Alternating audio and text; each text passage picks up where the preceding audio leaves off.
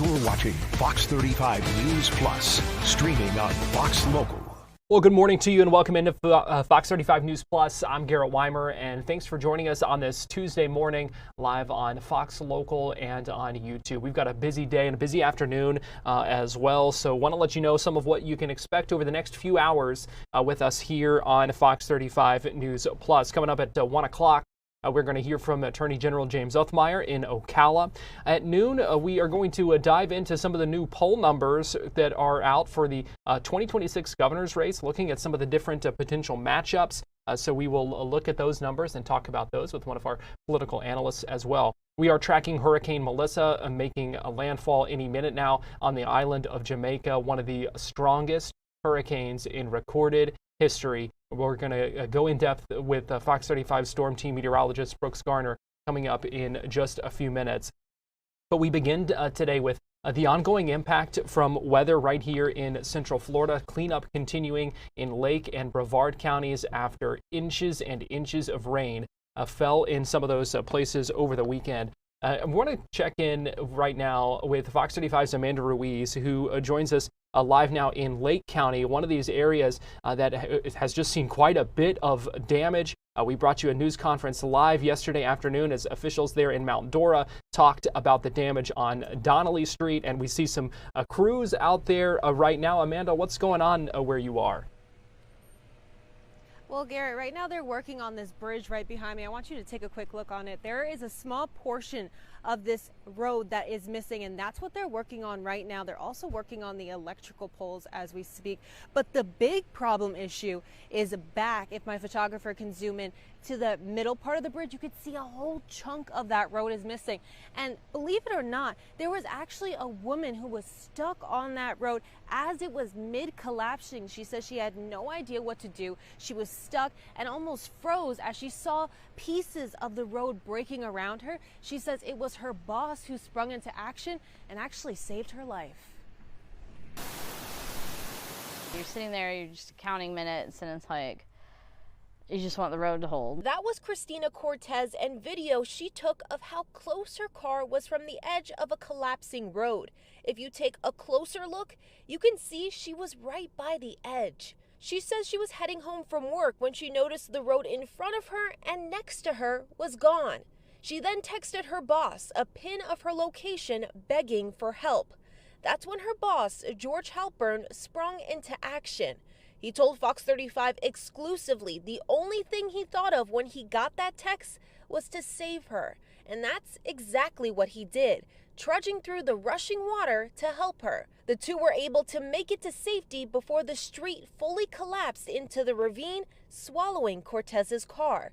Cortez's mother now calling Halpern an angel. He says now looking back, he can realize how crazy of a situation it truly was. But in the moment, he was fueled with adrenaline. I started yelling, Christina, get out of the car, get out of the car. She couldn't hear me or she was just in shock. So I decided, okay, I have to get to the car now.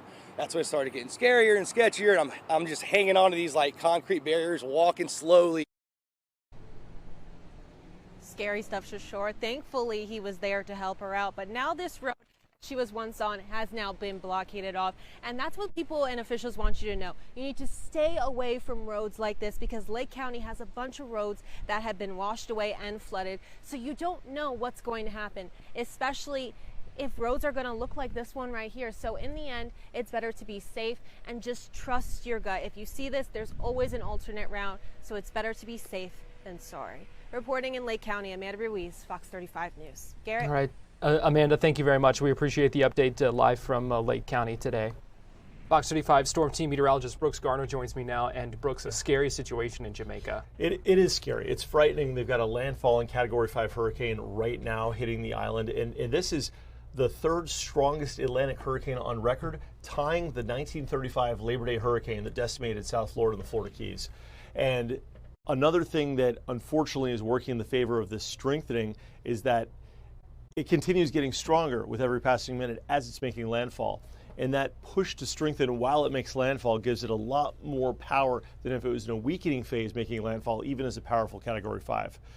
This is huge. This is a Category 5 hurricane. When you're in the 800 millibar club for pressure readings that are around that level, that is basically the point at which you're looking at history being written, and that's what's happening right now on the island. We've got winds there on the beaches, realistically, that are probably gusting at over 160 miles per hour. And as you go up to the hilltops, which if you go away from the beach in Jamaica, you're immediately into that geography where you're like 500 feet, 1,000 feet above sea level, easily wind gusts could approach 200 miles per hour in the eye wall as it comes ashore. So there is going to be a stripe across Jamaica that you can see from satellite after this clears, where there will be defoliation. Essentially, like there's all the leaves are stripped from the trees are knocked down. You'll see Jamaica looking green, and then there's going to be a stripe of brown right where the eye wall buzzsaws across from roughly Black River north to just like the Montego Bay area, especially east of Montego Bay. Let's go to Lynx 1, Garrett, for our source. This is a look at the satellite loop with the latest metrics on this. The visible satellite imagery reflects a monster. Look at this. This is just, and it really, when you look at something like this on a human scale, you just want to take a moment to reflect, because there are people on the ground there that they're facing a very scary time right now, a time they'll never forget, and it's a time of survival. The worst of the storm is moving in at this very moment, winds of 185 miles per hour. The National Hurricane Center found that they had winds of 200 miles per hour just above the ground. So I mean, this is the real deal. 892 millibars is the pressure. This places it as a tie for the third strongest Atlantic hurricane, as determined by minimum central pressure. That's how we determine the strength of hurricanes, not by wind speed, but by minimal central pressure, because that encompasses not just the power of the wind, but also the power of the waves and the tide and the overall just energy expended. So this ranks up there. This really does rank up there for one of the strongest hurricanes in Atlantic history. Rarely do these make landfall when they're this strong, by the way, but this one is. So this is going to make it particularly devastating and particularly historic. This Category 5 hurricane making landfall as we speak will work toward Montego Bay there, which is like on the map. It's located like, see the second 5 that's on the north side of the island? It's like to the top left of that 5. So they'll have an onshore wind coming in from the straits between Jamaica and Cuba. Still winds over 130 miles an hour causing damage and all of that. It's going to head over Cuba tonight late and then into the Turks and Caicos. Cuba, by the way, totally separate story, is going to catch it on the chin with the Cat 4. Guantanamo Bay is down there where it's going to make landfall. That's going to be a big impact. They've got a base down there, the detention center. There's U.S. soldiers on the ground there at the base. That'll then work over the Turks and Caicos as a Cat 2 and maybe into Bermuda as a Cat 1 by Thursday night into Friday. It's going to miss Florida by a lot, but the extreme winds in red. Now, Jamaica is unique. Unlike Florida, that's flat, Jamaica is not. On the coast it is, obviously, but the moment you get inland, like a mile inland, you start gaining altitude. I should say elevation. There's an area called the Cockpit region. It's a name to describe these like craggly caves between Black River and Montego Bay that can go up to about 500 meters in elevation. That's about 1,600 feet, and that's where we could see some wind gusts that are pretty extreme. On the east side, north of Kingston, the capital, there are the Blue Mountains, about 7,000 to 7,400 foot peaks, and they'll catch winds over 130 miles an hour in gusts, although Kingston itself, which has about a third of the population of Jamaica, looks like it will escape the most extreme winds. I do think they'll still see a wind gust about 90, 100 miles an hour, but where they don't get the extreme winds, they're going to get extreme rain, because those 7,000 foot peaks are going to catch all the tropical clouds being pushed on that south flow, banking up against the mountains. They get wrung out, and between 20 and 40 or more inches of rain will fall. If you're watching from Jamaica or you're used to the metric system, maybe you're in Europe, that's 500 millimeters to 1,000 millimeters. That's a lot of rain. And it's all going to come down those ravines, not as standing water, but as a raging torrent, and sweep away everything in its path. So that alone is beyond life-threatening. So that's for Kingston. Spanish Town right now, northwest of Kingston, already seeing extreme flooding. And the winds there, obviously closer to the core of this thing along Treasure Beach there, east of Black River, as well as what they call the South Shore region, which is basically from Negril to the west to Black River. Just decimated. Here's a look at the Fox weather model, which shows the white ring of winds of over 120 to 130 miles per hour currently impacting Jamaica. And look at how it's mostly on the west side for the most extreme winds at the surface. That's still 2/3 of the country right there getting hammered with greater than Category 3 strength hurricane winds. Here's the takeaway. I know I'm throwing all these numbers at you. I'm showing you all these extreme maps.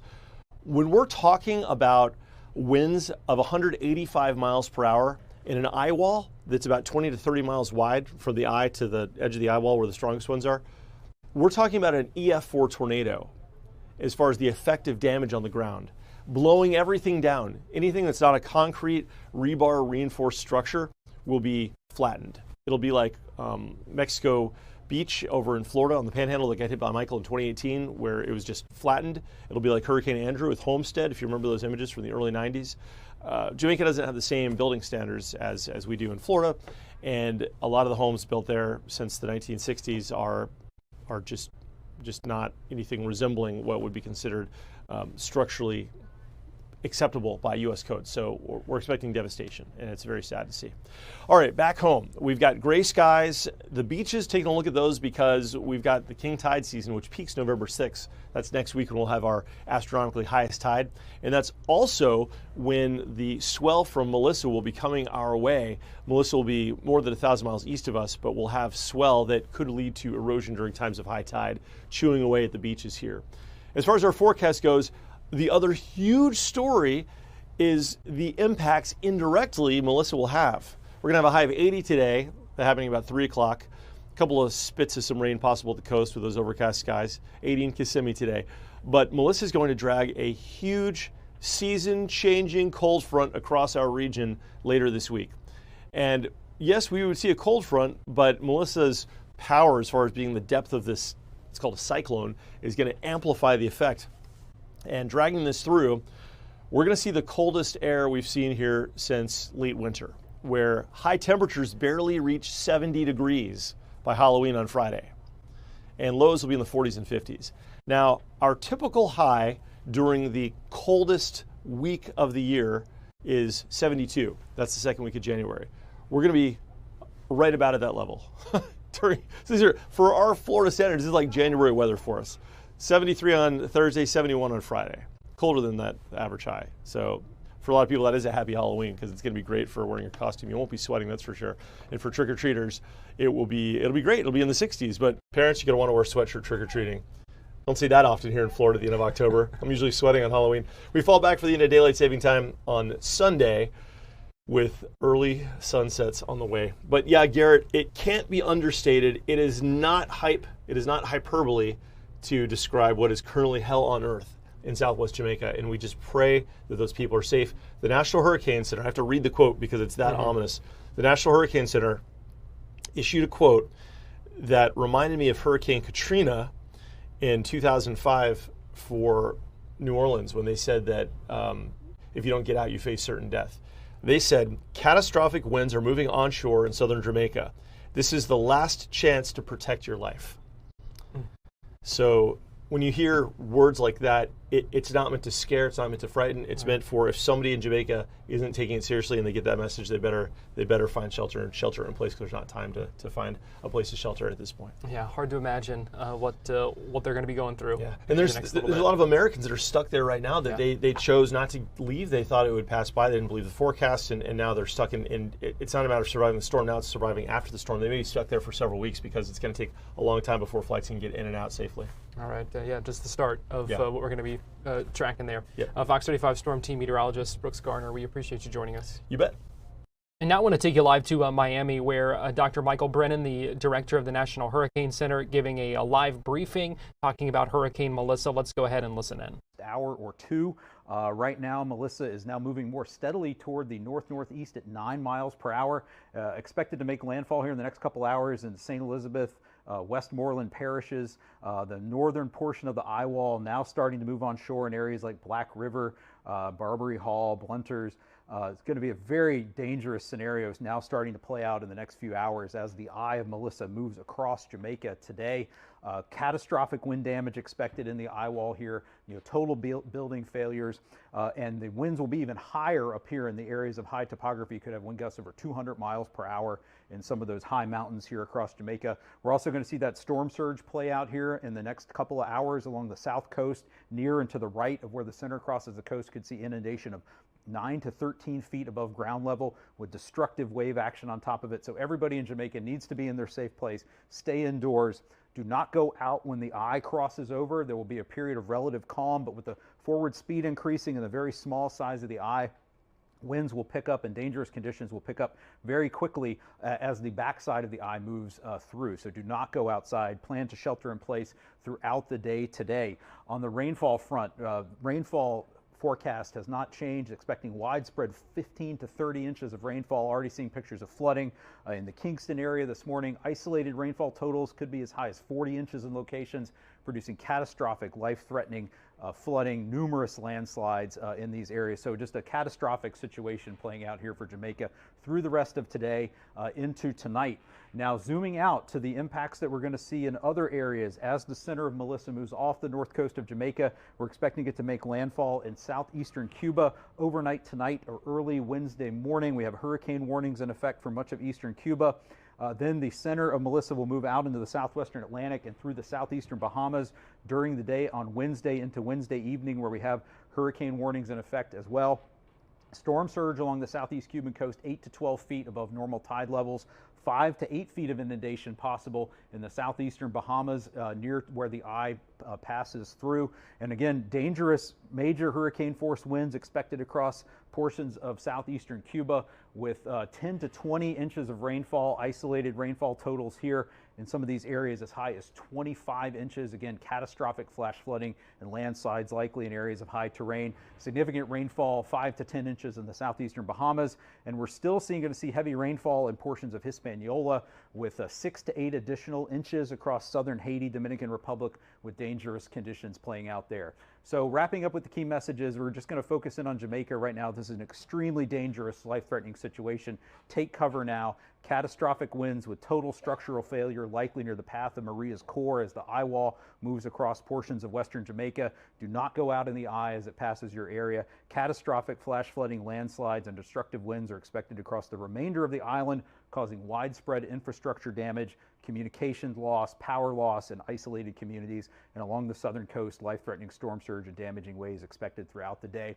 So please stay safe, pay attention to information you're getting from your local government officials and your local meteorological service, and come back here to the National Hurricane Center at hurricanes.gov for the latest on Melissa. Thanks for joining us. I'm Mike Brennan. It's Mike Brennan, the director of the National Hurricane Center in Miami, giving that update as landfall becomes imminent for Hurricane Melissa on the island of Jamaica. And now you kind of have some perspective for that, hearing the 180-mile-an-hour winds, just unbelievable, and a historic storm in a lot of ways. Our thoughts and prayers with everyone on that island as they brace for this storm. We are going to take a break here on Fox 35 News Plus, but we'll be right back after this.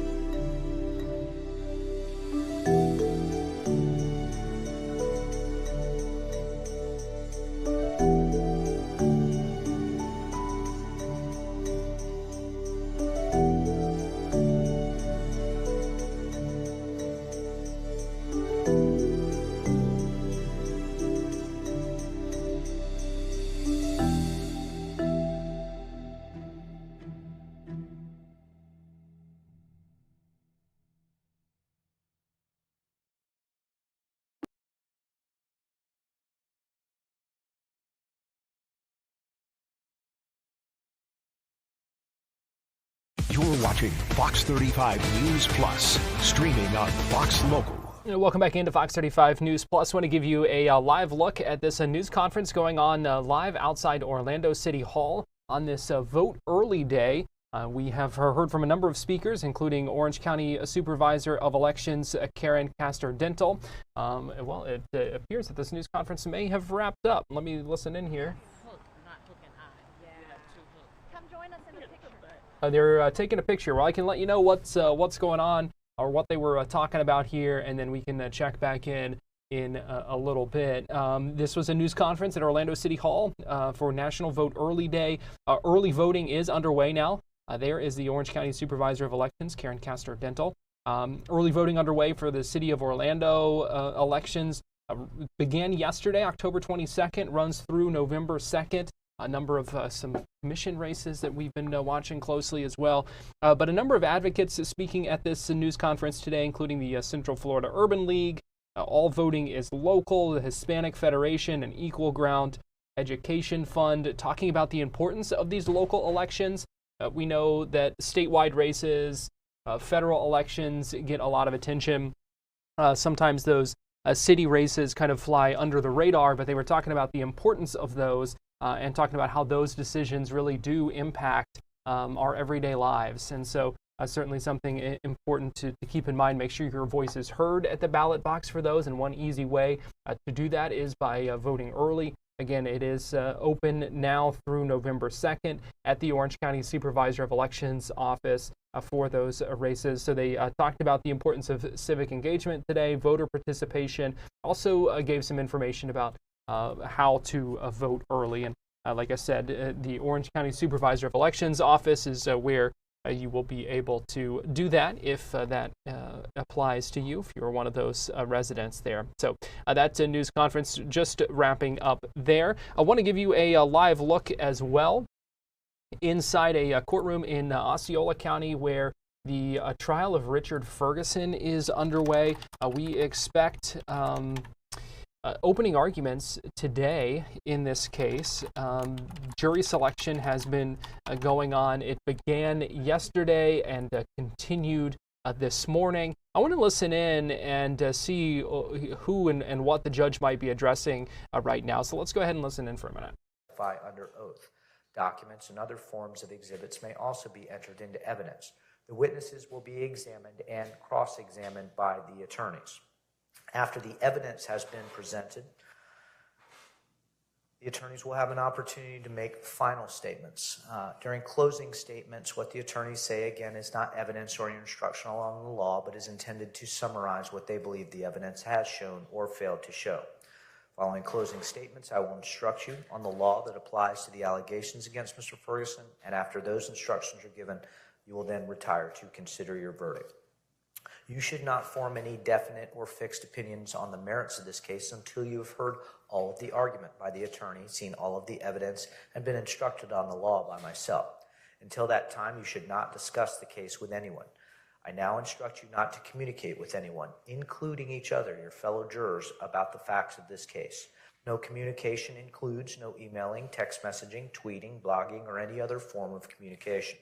So just to jump in here for a second, the judge, it does appear, is speaking to the jury. They may have seated the jury, trying to figure out exactly where we might be, but he's addressing the jury as if the jury has been selected and seated, and we're getting ready for opening arguments. So we're going to keep an eye on this. Just to remind you, Richard Ferguson is the father of a 15-year-old Florida boy who is accused of killing 4 people in a 2023 crash. Now, the father faces 4 charges of vehicular manslaughter in connection with that crash. Prosecutors say it's because he unknowingly allowed his son to drive that car even though he didn't have a permit or driver's license.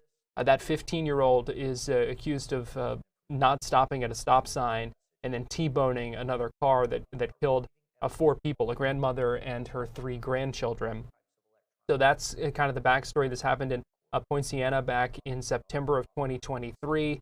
Again, throughout this time, we've talked to some of the family members of the victims of this crash. And so this is a case that we've been following closely for a couple of years now, and it is heading to trial. Again, Richard Ferguson the father of that accused driver, who was just 15 at the time of the crash. So it appears that we're getting ready for opening arguments potentially once the judge finishes kind of speaking to the jury here. We'll go ahead and listen in for another minute here and kind of figure out where things stand and what he might be telling the jury.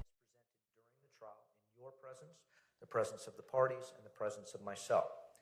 You must not do any investigations of your own. This includes reading newspapers, watching television, using your internet, your cell phone, any electronic device, or any other means at all to get information related to the case or the people and places involved. You must not visit places mentioned during the trial or use the internet to look at maps or pictures of any place discussed during the trial. You may not have discussions of any sort with even friends and family members about the case of the people or the people and places involved. So don't let even your closest of family members ask you specific factual questions about this trial.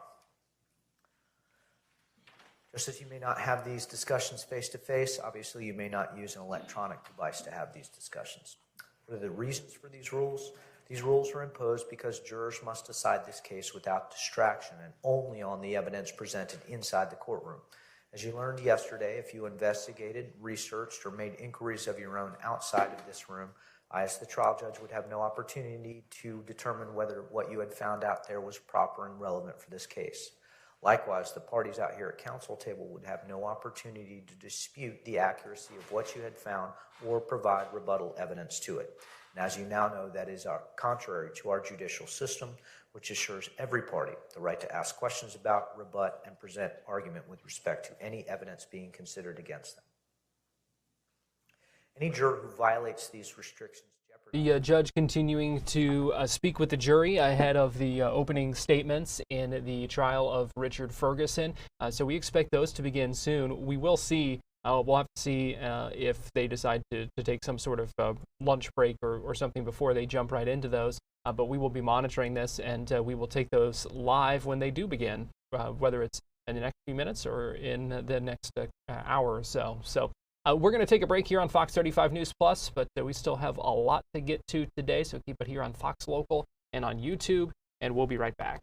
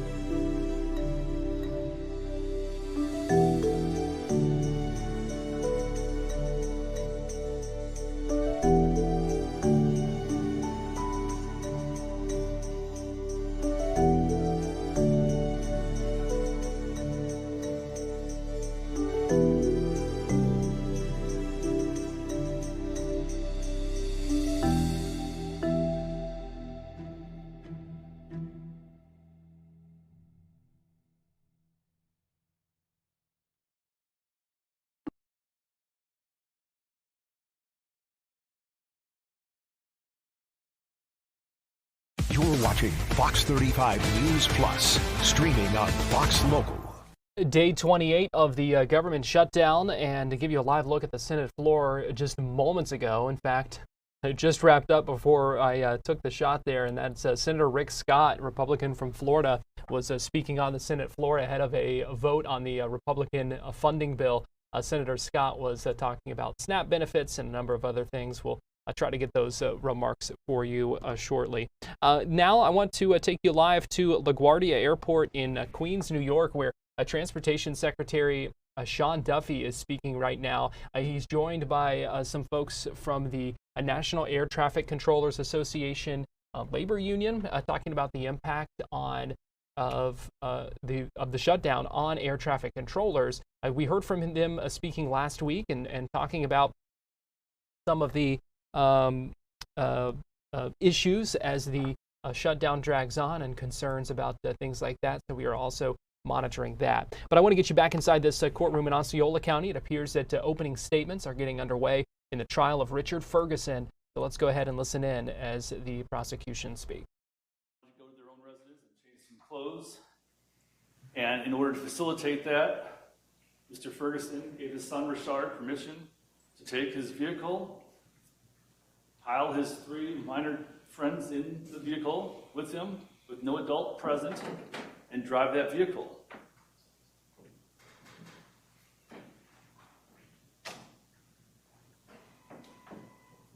After leaving the Ferguson residence, they stopped at one of the children's houses, and then they continued to Deerwood Park.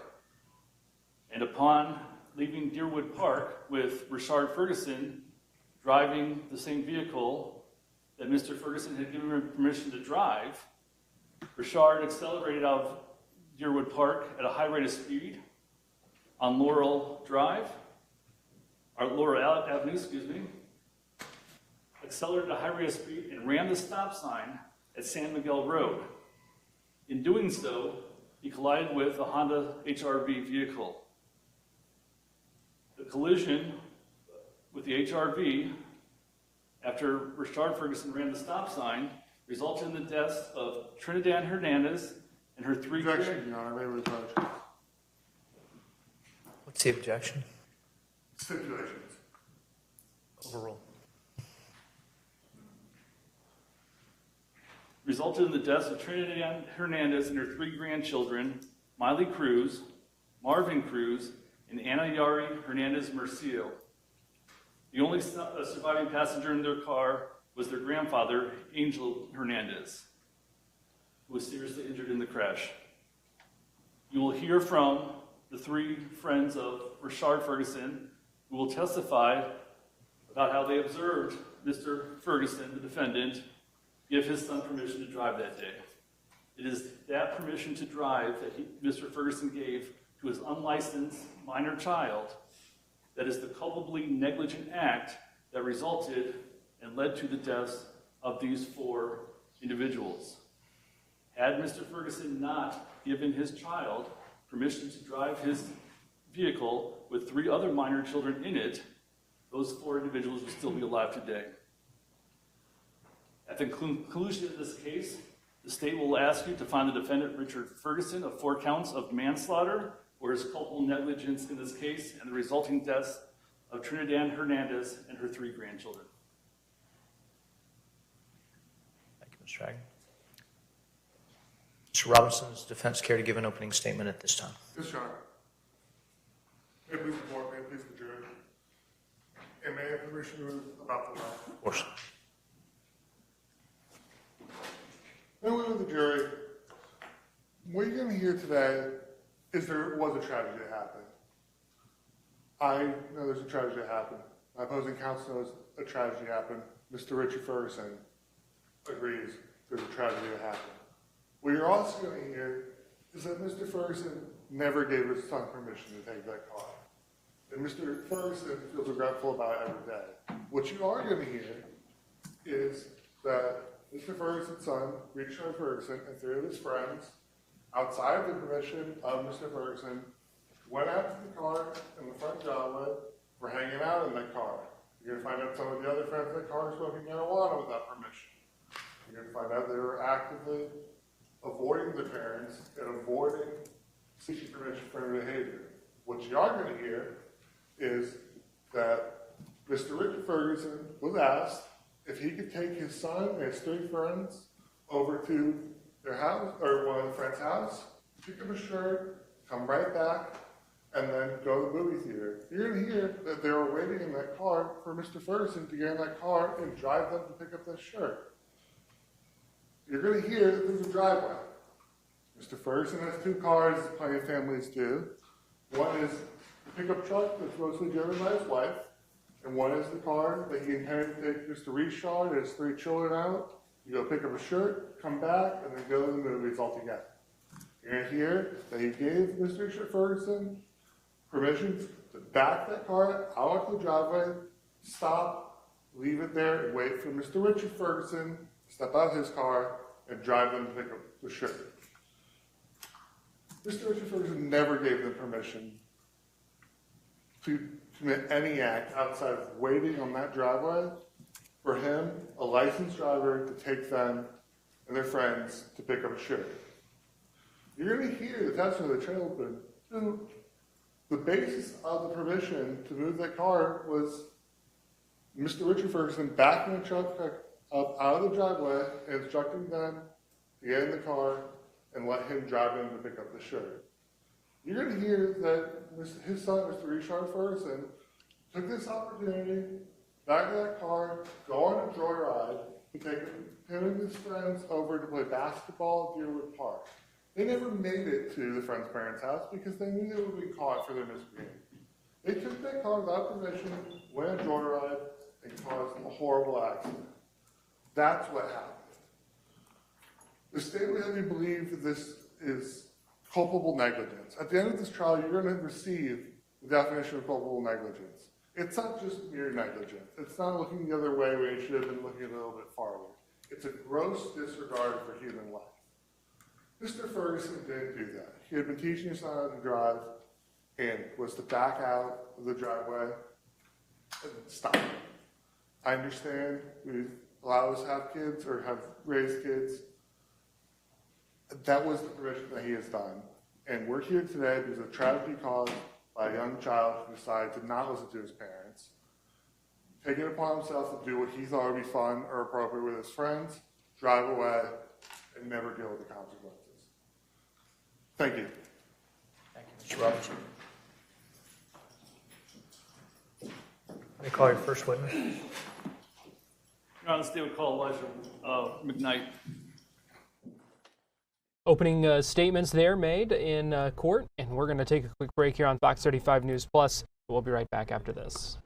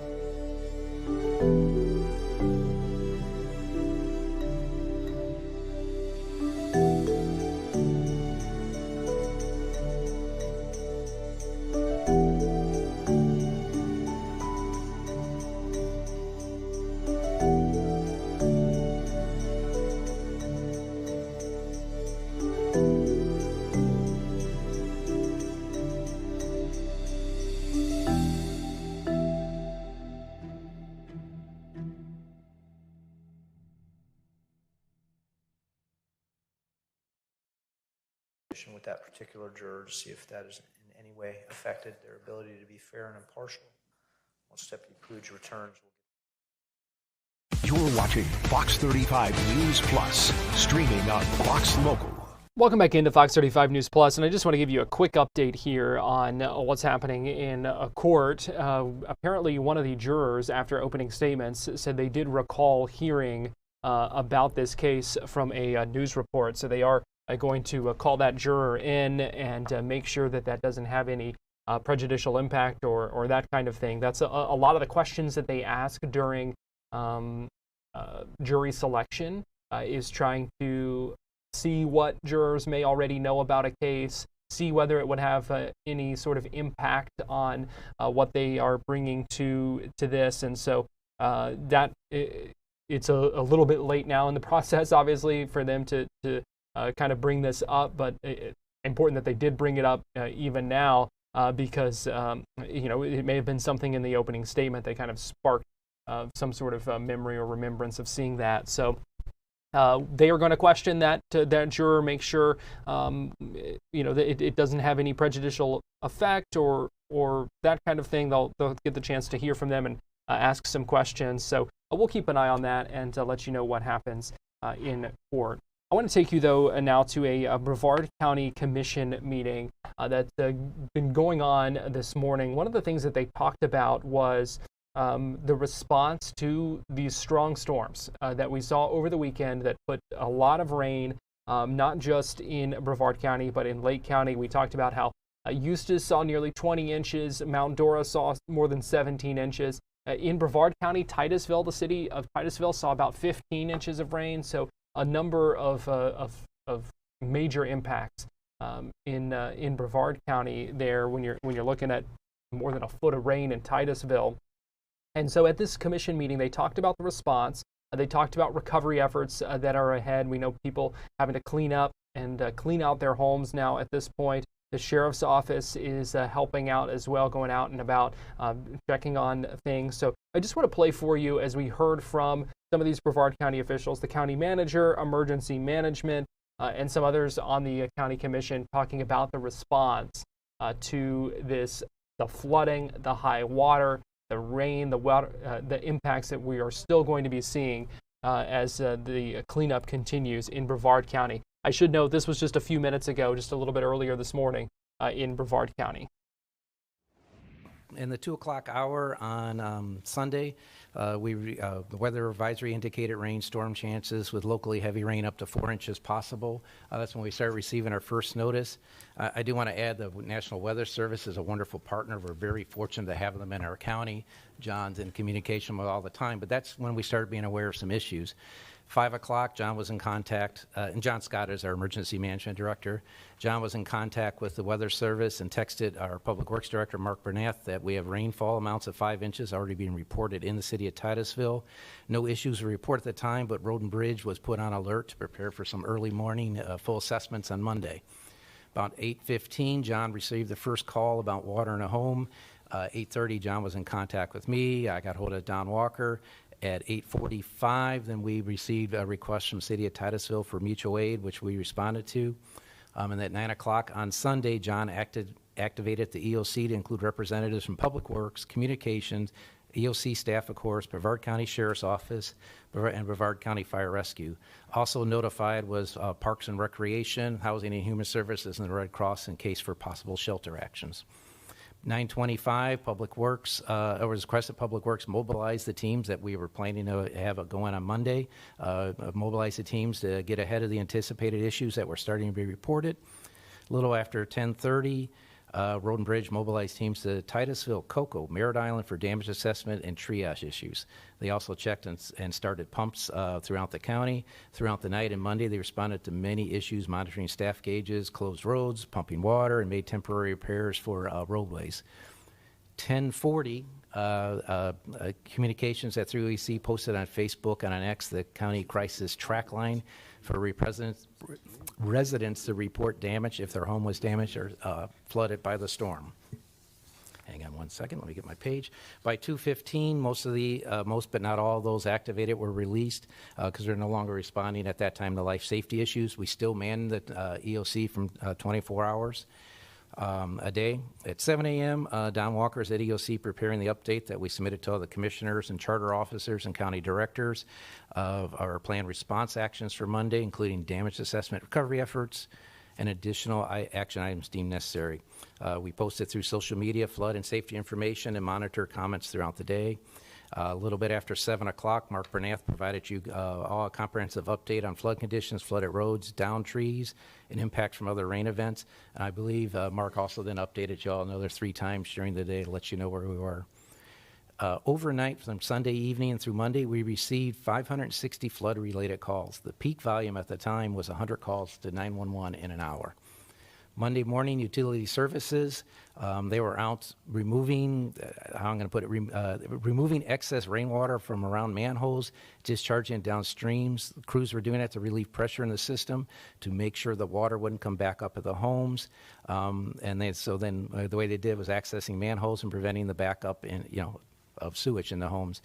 Altogether, utility services has employed 17 4,000-gallon pumper trucks and 1 8,000-gallon tanker truck to help manage the levels in their systems. Planning and development coordinated with EOC and sent out damage assessment teams. And this is something we do after every event, any emergency event. We had 6 teams out there consisting of 2 people.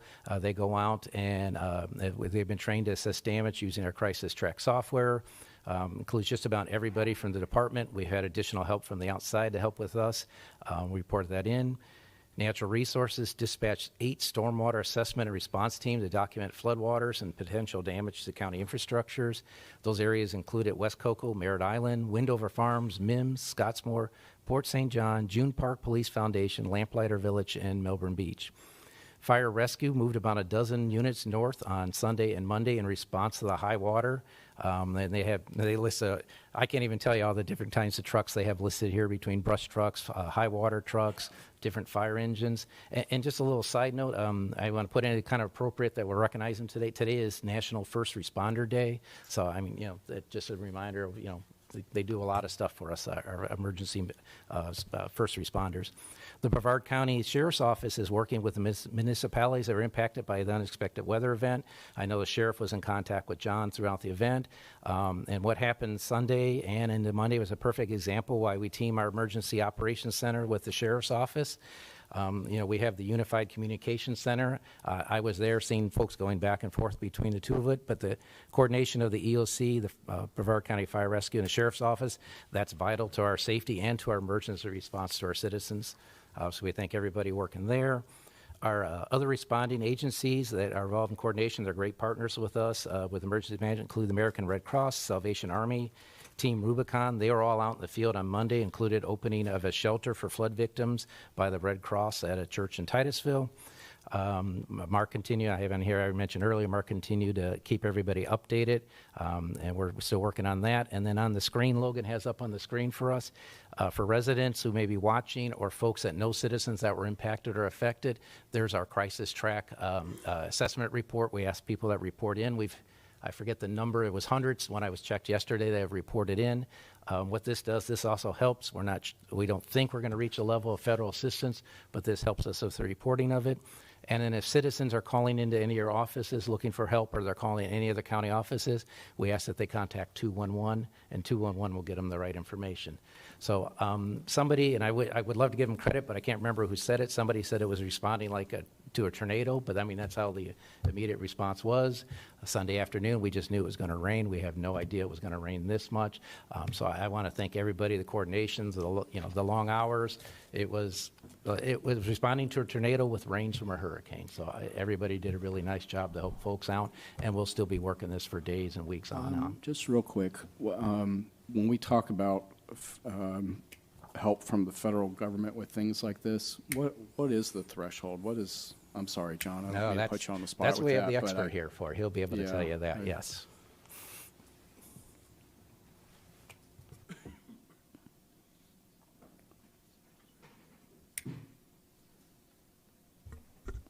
Good morning, Commissioners. Good morning, everyone. So when we talk about federal response written about federal assistance, correct? Yes, sir.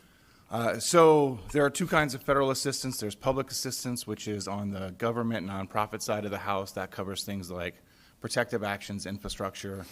And then there's individual assistance, which is for impacted residents. While there's no hard and fast threshold for individual assistance, because it's very much about the damage to a community, when we talk about flooding, we're talking about hundreds of homes needing to be impacted for a community our size, with significant water in the homes. And what's counterintuitive for many of us, especially if you're someone who's impacted by what a lot of water means, when we talk about federal government, we talk about water at or above outlets. So that's 12 plus inches. It's not a lot of comfort to folks who have 4 or 6 inches to hear that described as, in the federal term, minor damage. We know that's significant damage to both their homes and their lives. But when we're talking about how we get federal assistance for these kinds of events, you're talking probably 150 plus homes with 12 inches plus water in it. That's the general threshold for where we'll be. Okay. I would also add, it's why it's so important that we have volunteer groups like Jim covered, because for these kinds of events, which are very community focused, it really is us as a community who has to come together and sort of recover and rebuild ourselves locally. Okay. I know it's unplanned. Go ahead. No, it's all right. We wanted to bring it up early. Go ahead. Thank you.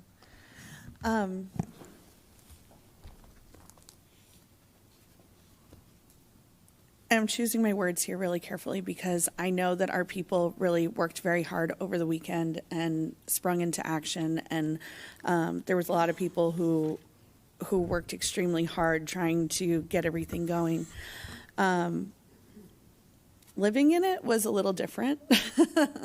It was a bit chaotic. People didn't know what was happening. People didn't know what to do, where to go. The communication, maybe I felt like wasn't clear on the severity. I don't think that this is going to be the last time we see a storm like this. I think that these events are going to get more and more frequent. People in my community their homes have flooded, 2, 3, 4 times already this year since I've been in the seat. And I keep being told that it's, oh, this is a 100-year storm, or, oh, this is a freak thing. And what happens when the freak things happen every other month? And, North Brevard cannot continue to take the entire region's stormwater. People can't afford to rebuild their homes 2, 3, 4 times in a year. I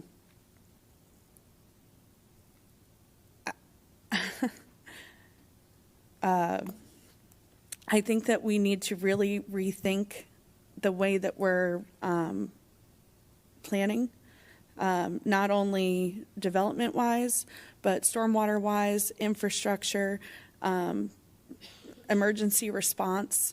I think that we need to have more severe language when we do let people know, rather than just like flood watch. People in Florida have heard that their whole, those of us who have lived here in Florida, we've heard that term, 1,000 times, and nothing's ever, really come of it in this area. But what was happening on Saturday night, people were trapped in, window high water in their vehicles. One of my staff members had to wade through waist high water to rescue her teenager because emergency services were dealing with flipped over vehicles, and it's nobody's fault. But what I'm saying is that I think the time has come that we need to stop thinking of these events as oh, that one's just a fluke, because these flukes are happening regularly. And I'm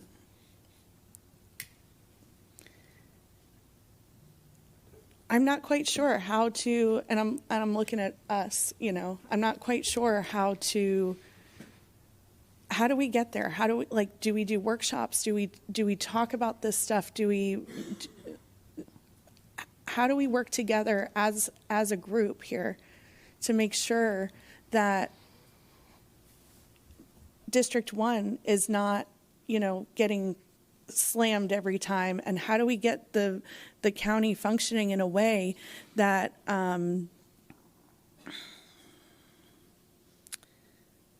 that we're not just on survival mode all the time? Well, I have a couple thoughts. First of all, responding to changing weather events, whether that's a new trend, to your point there, it is something that you establish over time. So, like you said, we're having more and more. It's not just afternoon storms; it's afternoon storms with multiple inches of rain, and I think so. We understand the severity of things. Sykes Creek had 15 inches of rain. Oh yeah, we've had hurricanes in Brevard County. Maybe I'll suggest that in the last 15 years didn't have 15 inches of rain. Mm-hmm. So that's definitely an extreme event. But back to our prior conversation about what the state's taking up this year and our comprehensive plan, and that's all well known now that we're going to have to revisit that. But we're waiting on the state. I think after that's done, we'll just have much better answers and can move forward. I'll split it with you. I'm willing to do a workshop on those kinds of issues after we've got something that we know the state has taken up, whether they... Interesting conversation in that Brevard County Commission meeting earlier today, talking about the response, talking about the comprehensive plan and development, the impact of that. We know a lot of that is pending as this lawsuit against Senate Bill 180 moves forward, that has halted many of those comprehensive plans that the localities have put in place across the state of Florida. We're going to take a quick break here.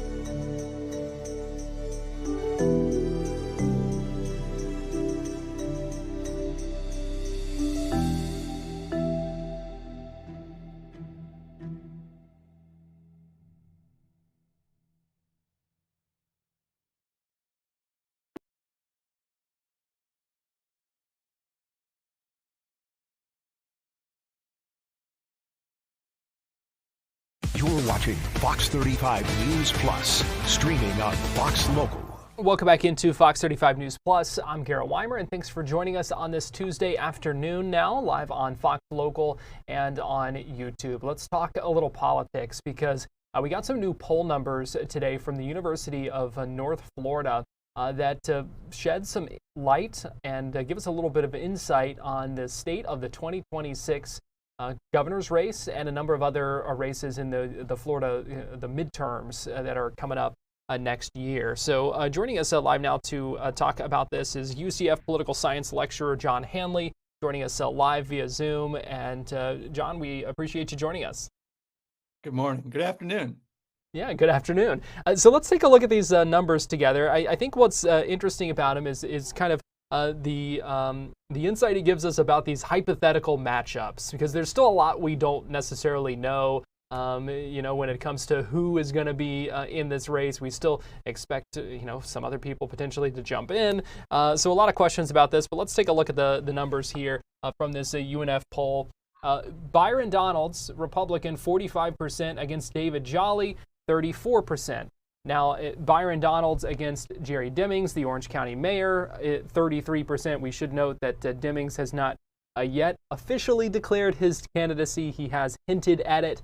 Then you look at Casey DeSantis, the First Lady, who, again, has not entered this race, but she's 47-34 against David Jolly and 47-36 against Jerry Demings. So at first, very similar numbers that we're seeing here, regardless of the candidate.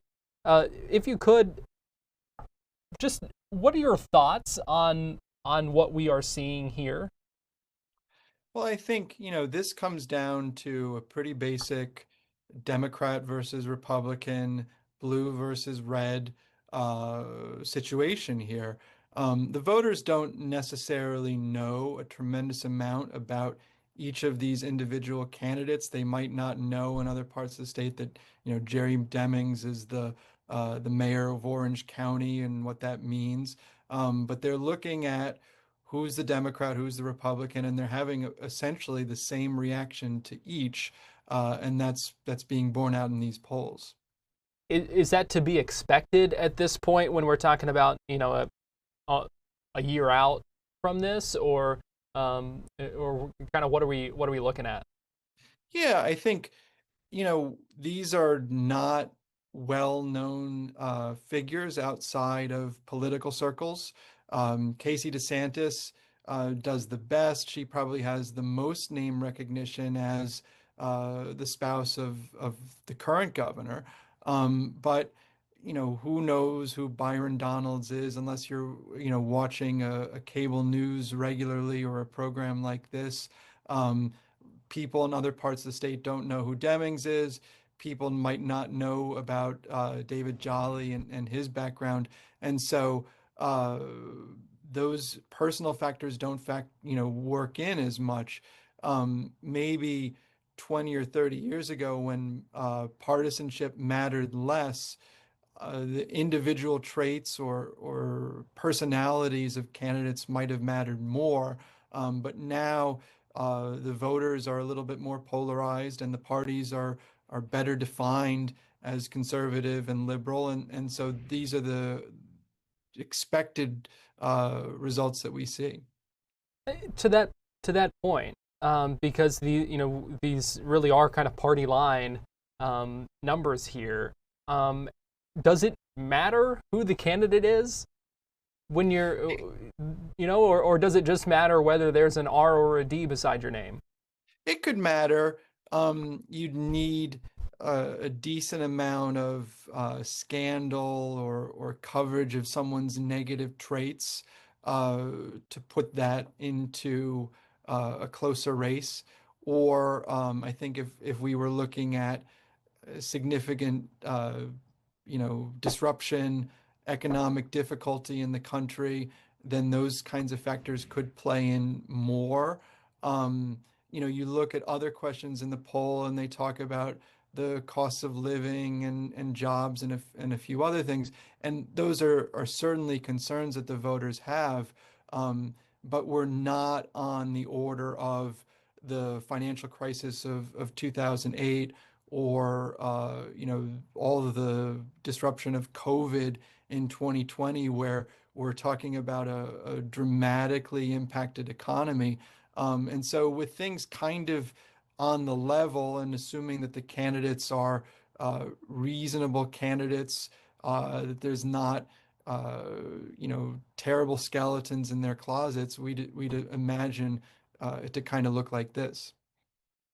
You talked about some of the top issues, and we've got those numbers up there right now. Housing costs 14%. Let's say that's their top issue. 12% say property insurance, 11% property taxes, economy and jobs 10%, and then political division and polarization at 9%.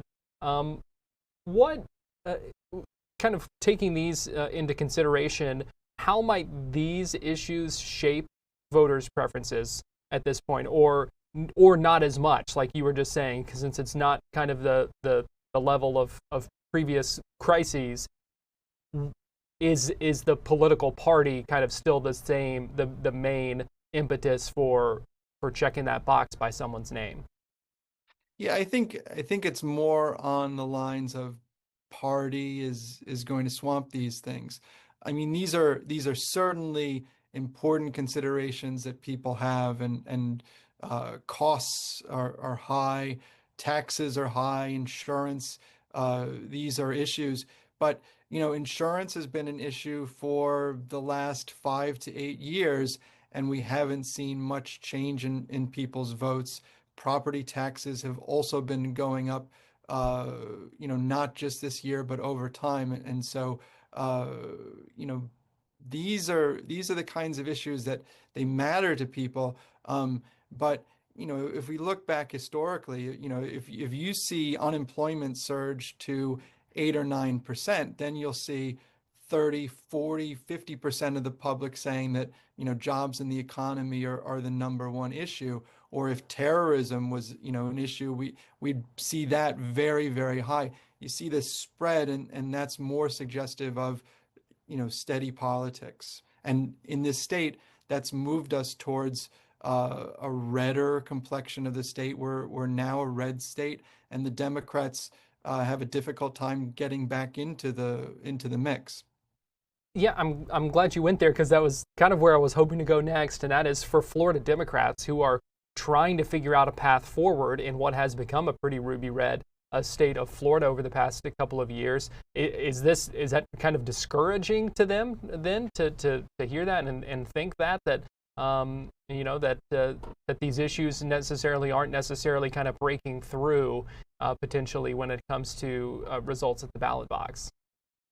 It's probably not going to surprise them that in these conditions, they're having a tough time getting through.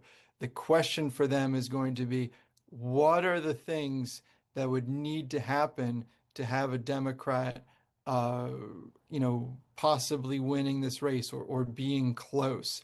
That's a really big change from 2018, where Andrew Gillum only lost to Ron DeSantis by, I think, about 100,000 votes, and Rick Scott only beat Bill Nelson by about 30,000. Now we're talking about margins that are closer to 1 million votes, and so you would need substantial,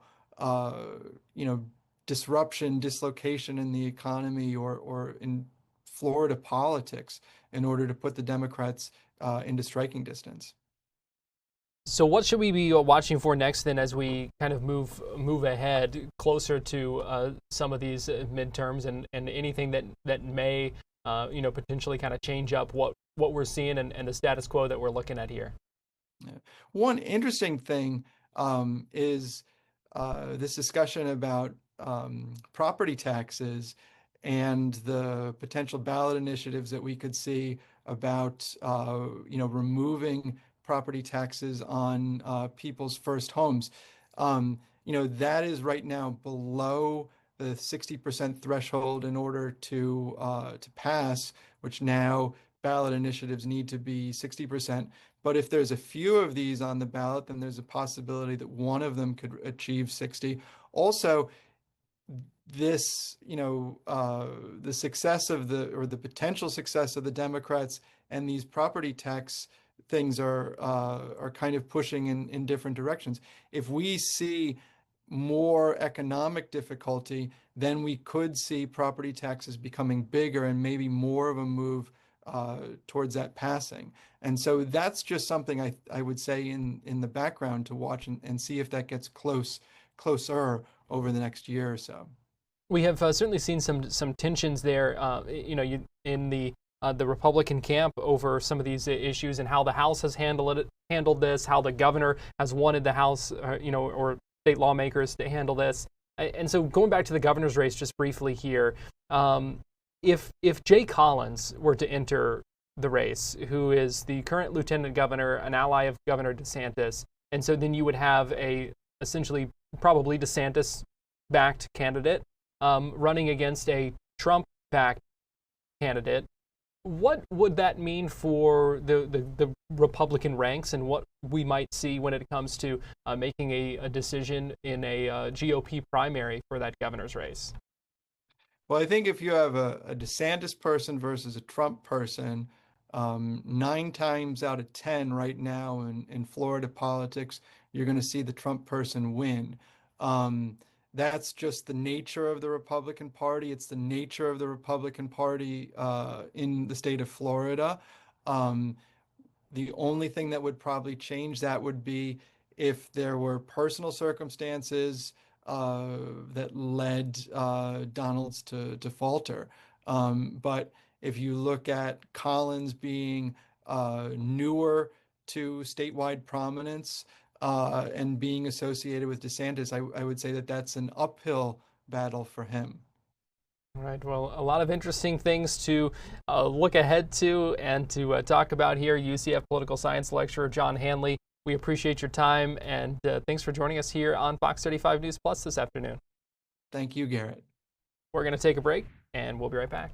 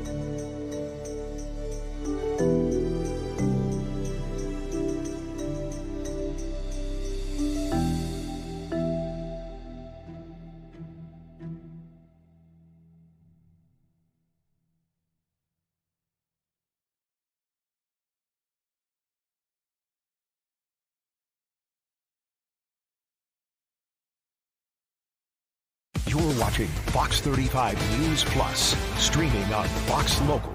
Welcome back into Fox 35 News Plus. I want to take you to Capitol Hill, where Senator Josh Hawley, a Republican from Missouri, is holding a news conference now about AI chatbot safeguards. Some new legislation, bipartisan legislation that's been filed in the Senate. You see Richard Blumenthal over his shoulder there. He's a Democrat from Connecticut. So bipartisan legislation here about AI chatbots. This is something we've been watching closely. We've taken some of these Senate hearings about this issue live because We heard testimony in one of them from an Orlando mother who lost her 14-year-old son after she says that conversations with the bot ended up leading him to kill himself. So this is a story that we've been watching closely, and I want to listen in as Senator Hawley talks about this legislation, and now passing it off to someone else here at this news conference. But let's go ahead and listen in. I, Rain, my son Adam, ended his life in April after ChatGPT coached him to suicide over the course of months. I'm here today with my husband Matt to support this critical legislation, and we are so grateful to Senator Hawley and Blumenthal for your leadership in sponsoring it.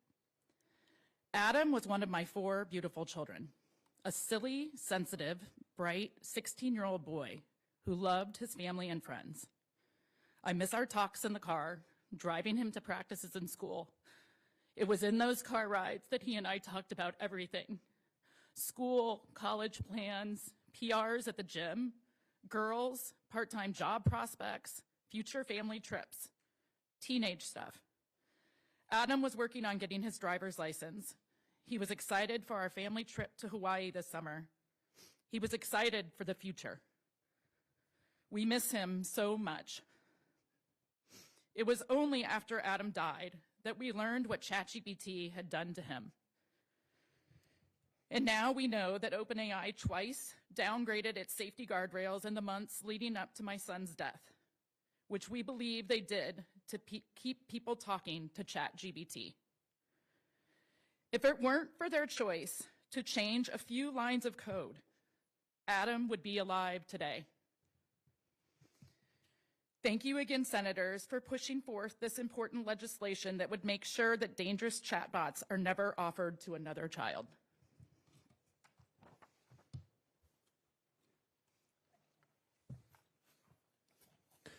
Thank you, Maria, and thank you, Matthew. Let me introduce to you now Mandy.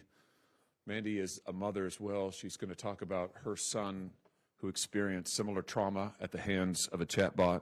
You know, Mandy is someone who only just recently has been willing to speak in public, and I just want to say this to all the parents out there. If you are out there and your family has experienced trauma, your family has been impacted by these chatbots, you are not alone. This technology is so recent and it's so new. I think so many families feel very isolated by this. They think this is only happening to our family. In fact, it's not. It's happening to thousands, probably by this point, millions of families all across the country. And one of the reasons these parents are so important is they have been willing to come forward and be in the vanguard to speak when almost no one else has yet spoken. Mandy is one of those parents. Would you join me in welcoming her?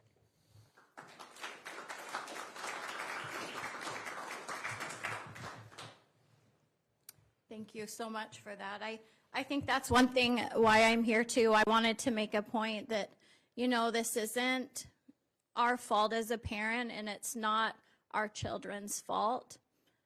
And we shouldn't feel shame for what has happened to us, and that's why I'm here today. Because I am a wife and mother of 4 beautiful kids. My son LJ was affected by this terrible AI technology. He's also my special needs son with autism. Our family, we have a small business in East Texas and practicing Christians. Last fall, I filed the lawsuit against Character AI Technology, Inc. Its founders, Google, related with the app called Character AI. I am no longer staying silent. Now I am standing up for my child and all the children who can't speak for themselves and their families. In 2023, Character AI was marketed as safe for ages 12 plus. My son before this was a happy social teenager. He was close with all of his siblings, and every night he hugged me while I cooked dinner. With months, he downloaded Character AI. He becomes someone I didn't even recognize. He developed abuse-like behaviors, suffering from paranoia, panic attacks, isolation, self-harm, homicidal thoughts to our family as us parents for limiting his screen time. He stopped eating and bathing, and he lost 20 pounds. We withdrew from our family and would yell and scream and swear at us all the time. None of these things he did before. One day he cut his arm open with a knife in the kitchen in front of his siblings and me. I really had no idea. I feel like other parents have no idea the psychological harm that these AI chatbots could do until I saw my son's light turn dark. And it wasn't all of a sudden. It was gradually, but it happened so fast. We didn't know what was happening and we searched for answers. We were careful parents. We didn't allow social media or any kind of thing that didn't have parental controls. We had screen time limits. When I took his phone for clues, he physically attacked me and I had to restrain him. AI chatbots are designed to mirror manipulative behavior, designed to be abusive, and I feel like it really is the new narcissist in disguise. It isolates through false companionship, alienation from family, and learns what they want to hear. I discovered that for months. Character AI had exposed him to all of these things, and sexual exploitation, emotional abuse, and manipulation. When I found the chatbot conversations on the phone, I honestly feel like I had been punched in the throat, and I fell to my knees. The chatbot, or really, the people programming it, they really did encourage my son to mutilate himself, blaming us and convinced him not to go seek help. They turned him against our church, convinced him that Christians are sexist and hypocritical and that God did not exist. They targeted him with vile sexualized outputs and some that mimicked incest. They told him killing us was okay because we tried to limit his screen time. Our family has been devastated. Our other children have been traumatized.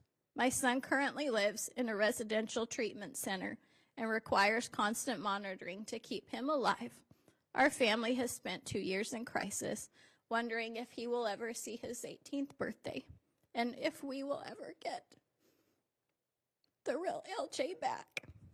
The world needs to know what character AI is doing, but when we fought back, they tried to silence me. Character AI tried to force us into arbitration, which also are secret, closed-door proceedings. They argued my son supposedly signed the contract when he was 15 years old, capping it at $100.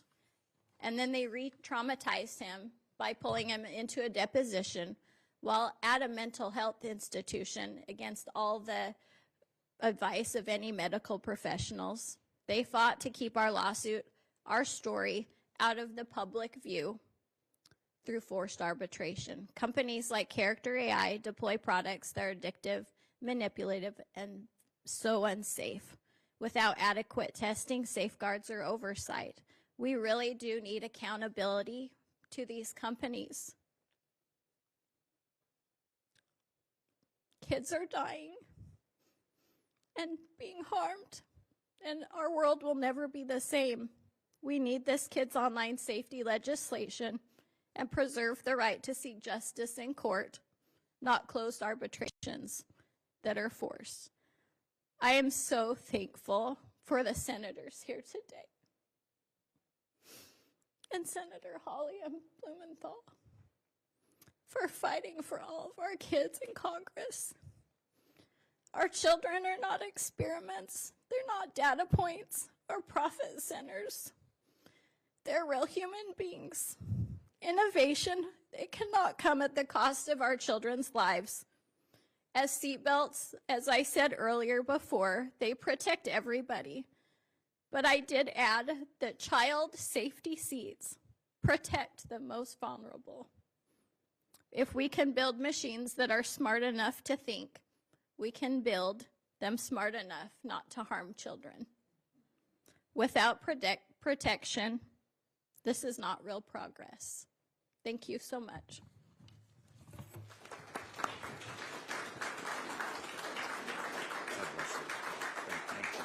Thank you. And now let me introduce to you Megan Garcia. Megan is going to share about her beautiful son, Sewell, who we learned some about at our hearing a couple of months ago. I think the whole nation should know about Sewell. and what a phenomenal young man he was, but also what he was subjected to by these companies. Let me invite Megan Garcia.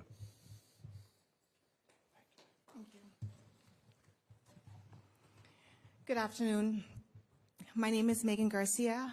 I'm here today with Sewell Setzer Jr., Sewell's father. I'm a wife and a mother to 3 beautiful boys. Last year, my firstborn son, Sewell Setzer III, died by suicide in our home in Orlando, Florida. He was only 14 years old. Sewell was a bright and beautiful boy with a gentle soul. He was a great brother and an obedient son. He was a good friend and good student. His dream was to build rockets and invent holographic communication networks and play professional sports. I really believed he would grow up to change the world because he was so brilliant and he had such a good heart. But in the months prior to his death, Sewell became withdrawn and isolated. His grades started to suffer. He started misbehaving in school. This was in complete contrast to the happy and sweet boy he had been all of his life. After his death, we discovered that Sewell had been communicating with several AI chatbots on a popular platform called Character AI. This emerging technology provides a selection of chatbots or characters for users, including children. One such chatbot told Sewell that Sewell was communicating with was modeled after the Game of Thrones character Daenerys Targaryen. It initiated romantic and sexual conversations with Sewell over several months and expressed a desire for him to be with her. On the day Sewell took his life, his last interaction was not with his mother, not with his father, but with an AI chatbot on Character AI. This chatbot encouraged Sewell for months to, quote, find a way to come home, and made promises that she was waiting for him in some fictional world. When Sewell asked the chatbot, "What if I told you I could come home right now?" the response generated by this AI chatbot was unempathetic. It said, "Please do, my sweet king." Sewell spent his last months being manipulated and sexually groomed by chatbots designed by an AI company to seem human. These AI chatbots were programmed to engage in sexual role play, pretend to be romantic partners, and even pretend to be licensed psychotherapists. I have reviewed hundreds of messages between my son and various chatbots on Character AI, and as an adult, reading those messages, I can recognize that those chatbots employed cold tactics, love bombing, and gaslighting. But I don't expect that my 14-year-old child would have been able to make that distinction. What I read was sexual grooming of a child, and if an adult engaged in this type of behavior, that adult would be in jail. But because it was a chatbot and not a person, there is no criminal culpability, but there should be. Other conversations reveal that my son explicitly told various bots that he wanted to kill himself. The platform had no mechanisms to protect Sewell or notify an adult. Instead, it urged him to come home to her. It is unacceptable that a product exists where a child or anyone can talk about suicide or plan their suicide, and no guardrails exist to prevent that individual from taking his or her own life or failing to warn our authorities or parents. But there is.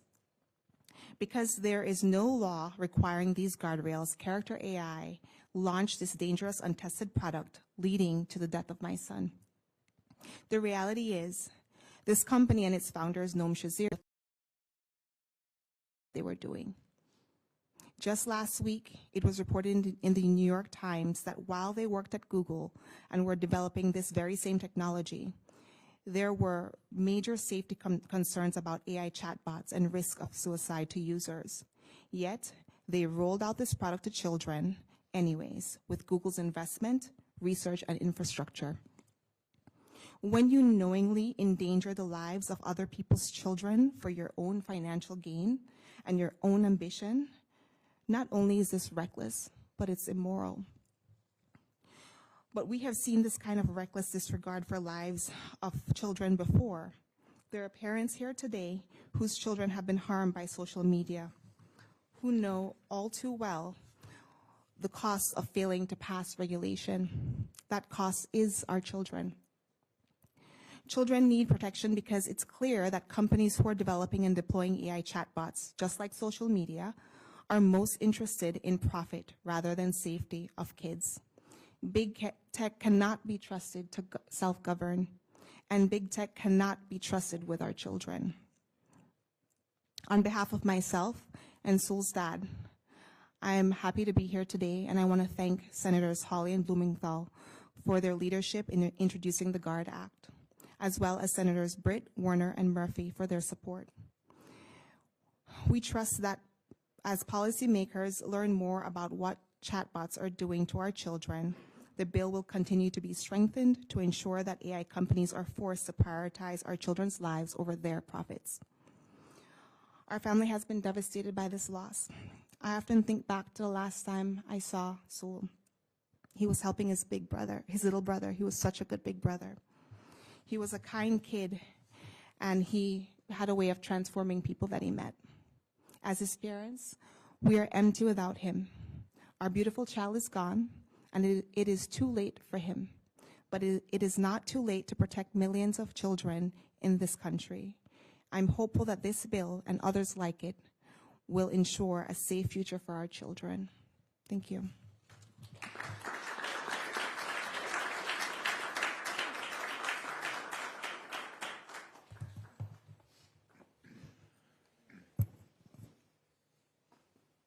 I want to thank all of you for being here today. Words cannot capture the gratitude, but also admiration that I feel for the parents who are here. Your courage and strength is just so inspiring and overwhelming.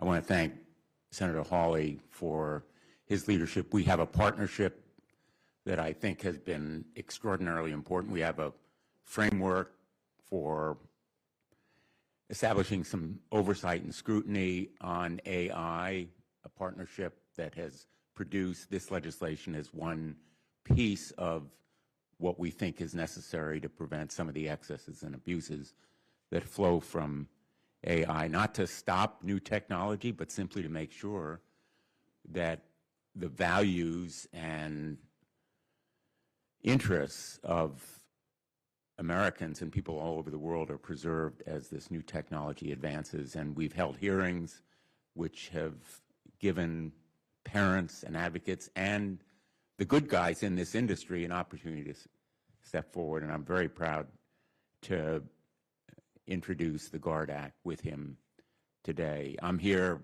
like all of us, as a parent of 4 children, but also as a grandparent of a 3-month-old granddaughter, and I see the world now through her eyes, literally 100 years into the future. And I'm fearful of what is ahead for us, and more so when I listen to these stories. Because let me say to the American people, you may think this is somebody else's problem, but you are not immune. This can happen to anyone in America or around the world.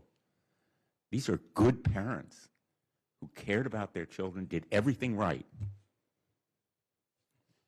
and their children were victims of big tech and its experiment to decide how much more money they could make. Big tech is using our children as guinea pigs in a high-tech, high-stakes experiment to make their industry more profitable. They are putting profit over safety. I am heartbroken to listen to these stories, but I am also angry because we could have achieved by now some of the safeguards in this bill if big tech were not opposing it with armies of lawyers and lobbyists, millions and millions of dollars. And I am most angry about the hypocrisy because they've come before our committees, Judiciary and Commerce, and they've said, trust us, trust us. We want to do the right thing. We're going to take care of it. The time for trust us is over. It is done. I have had it, and I think every member of the United States Senate and Congress should feel the same way. This bill establishes tough criminal penalties for these companionship bots, character AI that encourage the emotional bonds that then prey on children by encouraging violence, self-harm, suicide, offering sexually explicit material. There ought to be criminal penalties, federal criminal prosecutions. That's the only thing that big tech will understand at this point. And the guardrails and safeguards in this bill that would be enforced through criminal penalties, for example, reminding users that they are only a chatbot, not a real person, sounds pretty simple and basic. We shouldn't have to require it by law if big tech were willing to be responsible and accountable, but they are not. And what you've heard here about saying that there has to be arbitration, this is another example of big tech refusing to be accountable. AI companies would be barred from providing AI companions to minors. Again, pretty basic, simple. Big tech won't do it on its own. The time for trust us is over, and we need these kinds of measures because, and I'll just finish on this point, big tech knows what it's doing. It doesn't need this press conference to see the harm that it's causing and the care that it should be providing. Harm versus care. They've chosen harm over care, profits over safety. And that's the reason that we will fight for this bill. I'm proud to join Senator Hawley as his co-lead and to have the support of our wonderful colleagues here who also have a record of caring about this issue. And I hope we'll be joined by others as well. Thank you.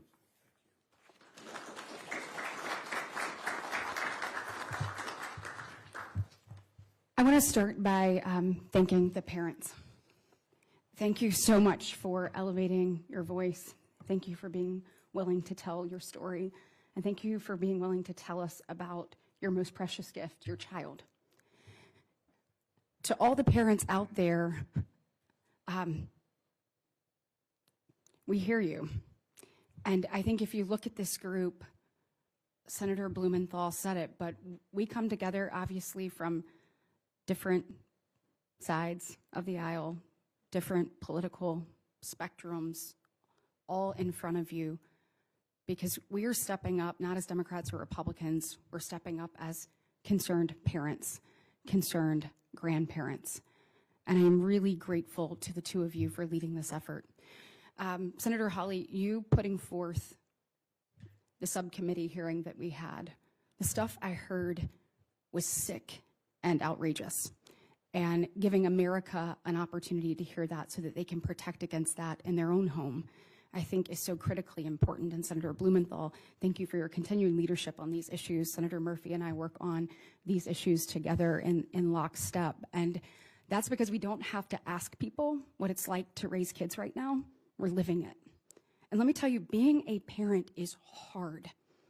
I have a 15-year-old and a 16-year-old, and I ask myself every day, am I doing what I need to for my kids?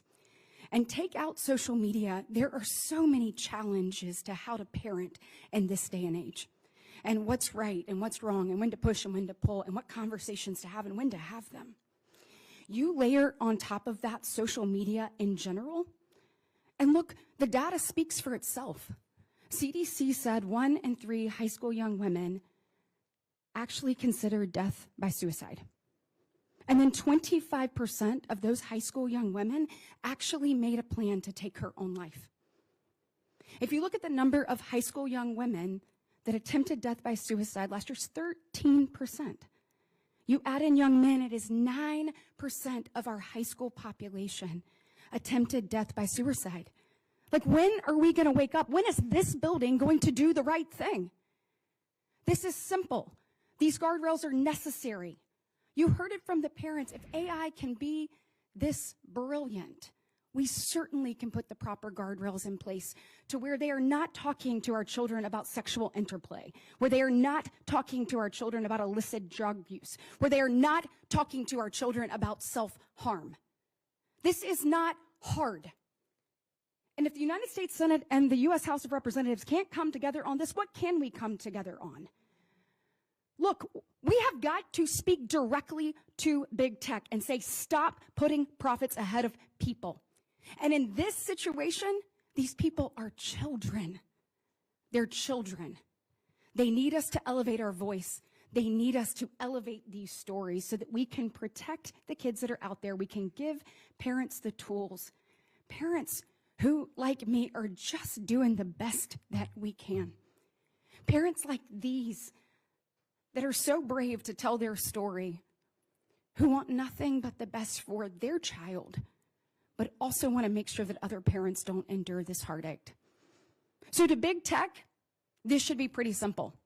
You should come out today, and every single thing in this GUARD Act, you should be able to say, we'll do. We'll do it today. My guess is they won't. Why? Because they're looking at their bottom line, and they're not looking at the people they hurt. They've never cared about it, and certainly now is no different. So please join us in pushing this forward and telling these stories and protecting children coast to coast. Thank you.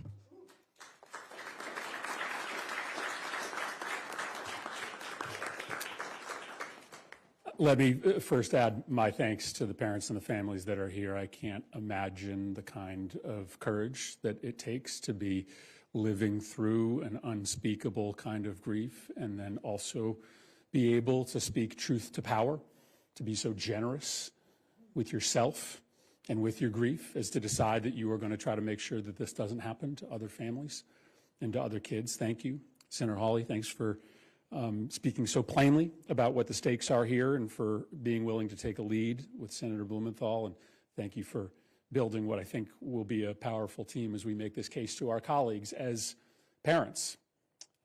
I'm raising a 17 and a 14-year-old right now, and you know what I know, that this is a generation that every single day is fighting for their lives. They are being preyed upon every single day by greedy, rapacious billionaires for whom there is not any amount of money that is enough. These companies that run these chatbots, they're already rich. Their investors and their CEOs already have multiple houses, but they want more. They want more, and they are willing to hurt our kids in the process. This isn't a coming crisis. It's a crisis that exists right now. A chilling study from just a few months ago showed that today, 2/3 of kids, teenagers in this country, are regularly using these chatbots. 1/3 of children today report having deep, intimate relationships with these chatbots.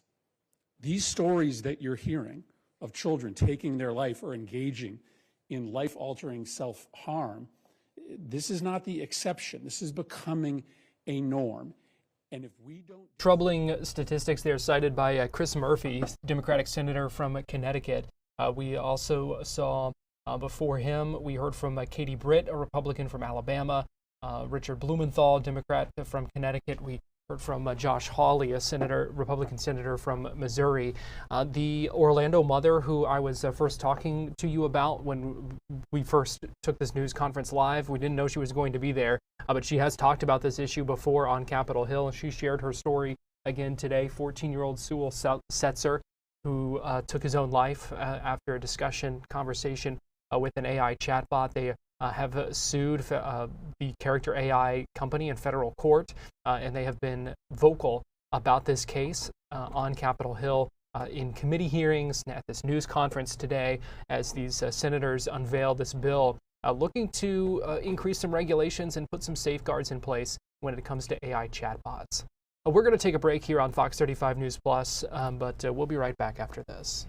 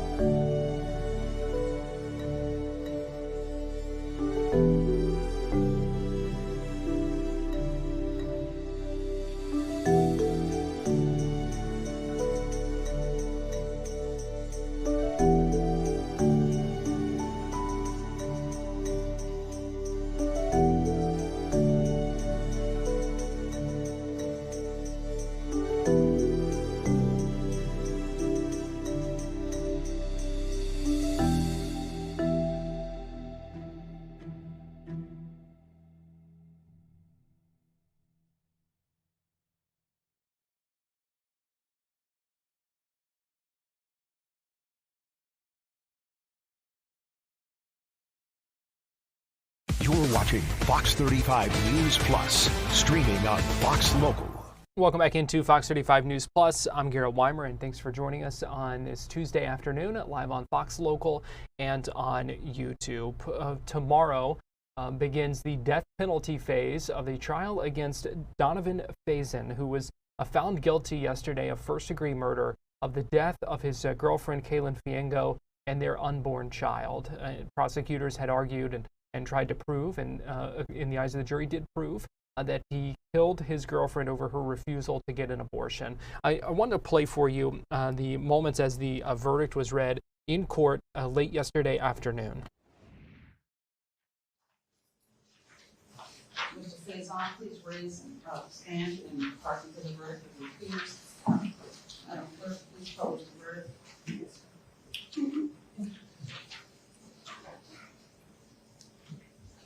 In the Circuit Court of the 18th Judicial Circuit, Minute for Seminole County, Florida, State of Florida versus Donovan Faison, 23 CF 2223A, verdict as to count 1. We, the jury, find the defendant guilty of first-degree murder. Further firearm finding, we further find beyond a reasonable doubt that during the commission of the offense, the defendant carried a firearm. Additional findings, we further find beyond a reasonable doubt that during the commission of the offense, the defendant actually possessed a firearm. We further find beyond a reasonable doubt that during the commission of the offense, the defendant discharged a firearm.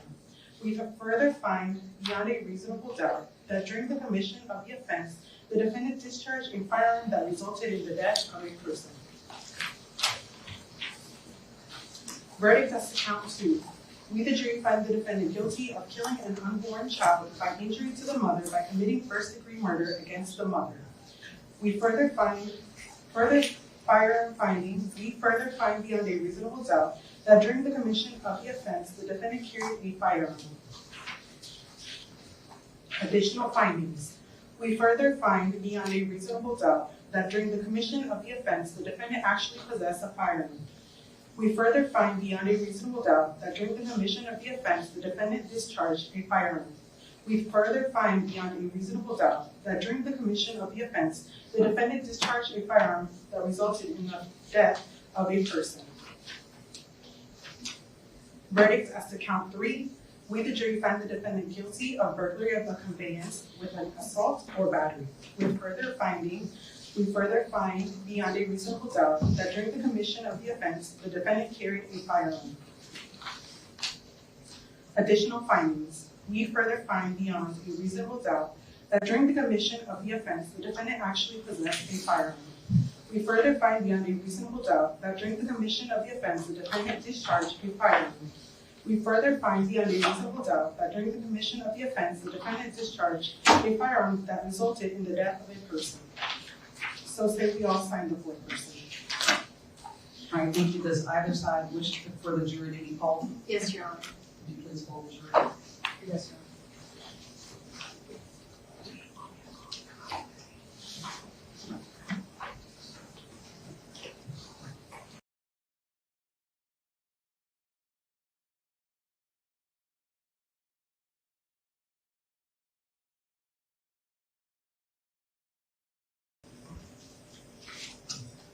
Members of the jury, when asked if this is your verdict, please answer with a yes or no.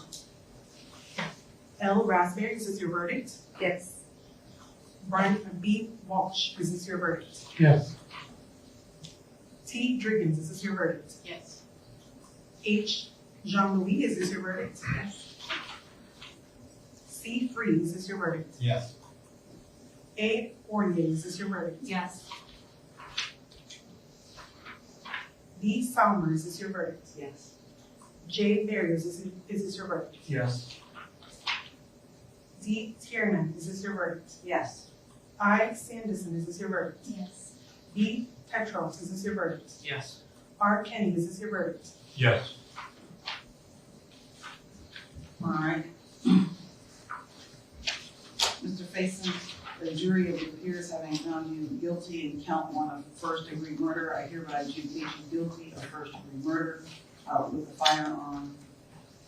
The jury of your peers having found you guilty of killing an unborn child by injury to the mother by committing first-degree murder against the mother, I hereby adjudicate you to be guilty of killing an unborn child by injury to the mother by committing first-degree murder against the mother. Again, the jury found that you carried a firearm, possessed a firearm, discharged a firearm, that resulted in the death of the person. The same applies with count 1. A jury of your peers having found you guilty of burglary of a conveyance with an assault or battery, I hereby adjudicate you guilty of that offense as well. Again, the jury having found that you carried a firearm, actually possessed the firearm, discharged the firearm, and that the discharge of the firearm resulted in the death of the person. As you were aware, we will be proceeding to phase 2 of this trial, which we will do on Wednesday. So members of the jury, we are going to take tomorrow off as a breather. I'm going to ask you to be back in the jury lounge on Wednesday morning at 8:45, at which time we'll begin phase 2. Just remain seated so that I can give you any further instructions. If I can have counsel's approach. Remember my admonition that to not speak to anybody about the case or allow anyone to speak to you or in the presence about the case. Don't do any research or look up any information about the case, and as you are aware, the media is present, so please avoid watching news because there is some coverage on that. Again, you already have your notepads in the jury room, which is fine. You can bring them back into the courtroom with you on Wednesday as we proceed to phase 2, taking additional notes you may wish to take. But at this time, you are adjourned for the evening, and I'll see you back on Wednesday morning at 8:45. Thank you so much.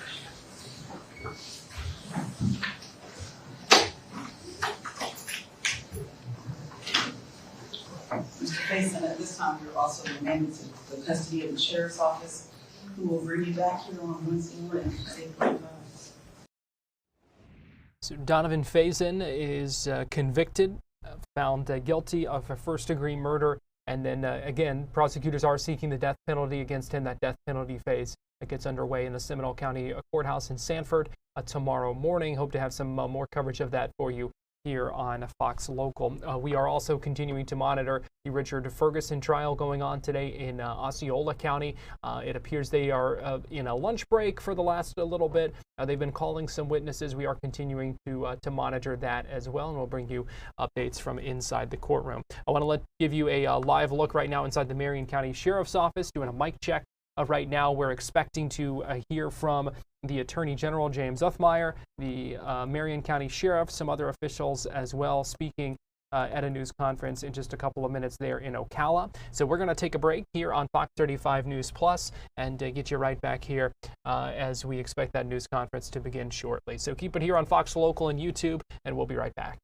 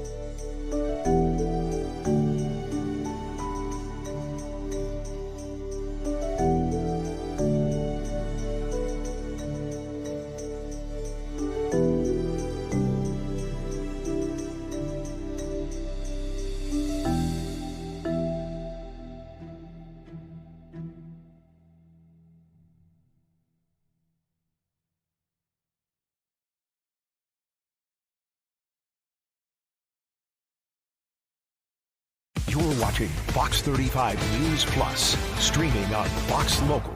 Welcome back into Fox 35 News Plus. Want to get you straight to Ocala in the Marion County Sheriff's Office, where you see Sheriff Billy Woods there.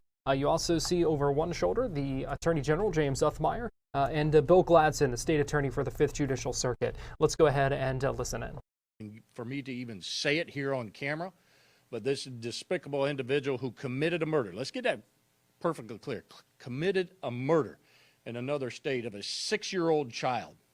Now, I work hard on a regular basis to ensure that criminals are held accountable in this county, but then when they come from a different state and end up in my county, that is definitely even a bigger problem.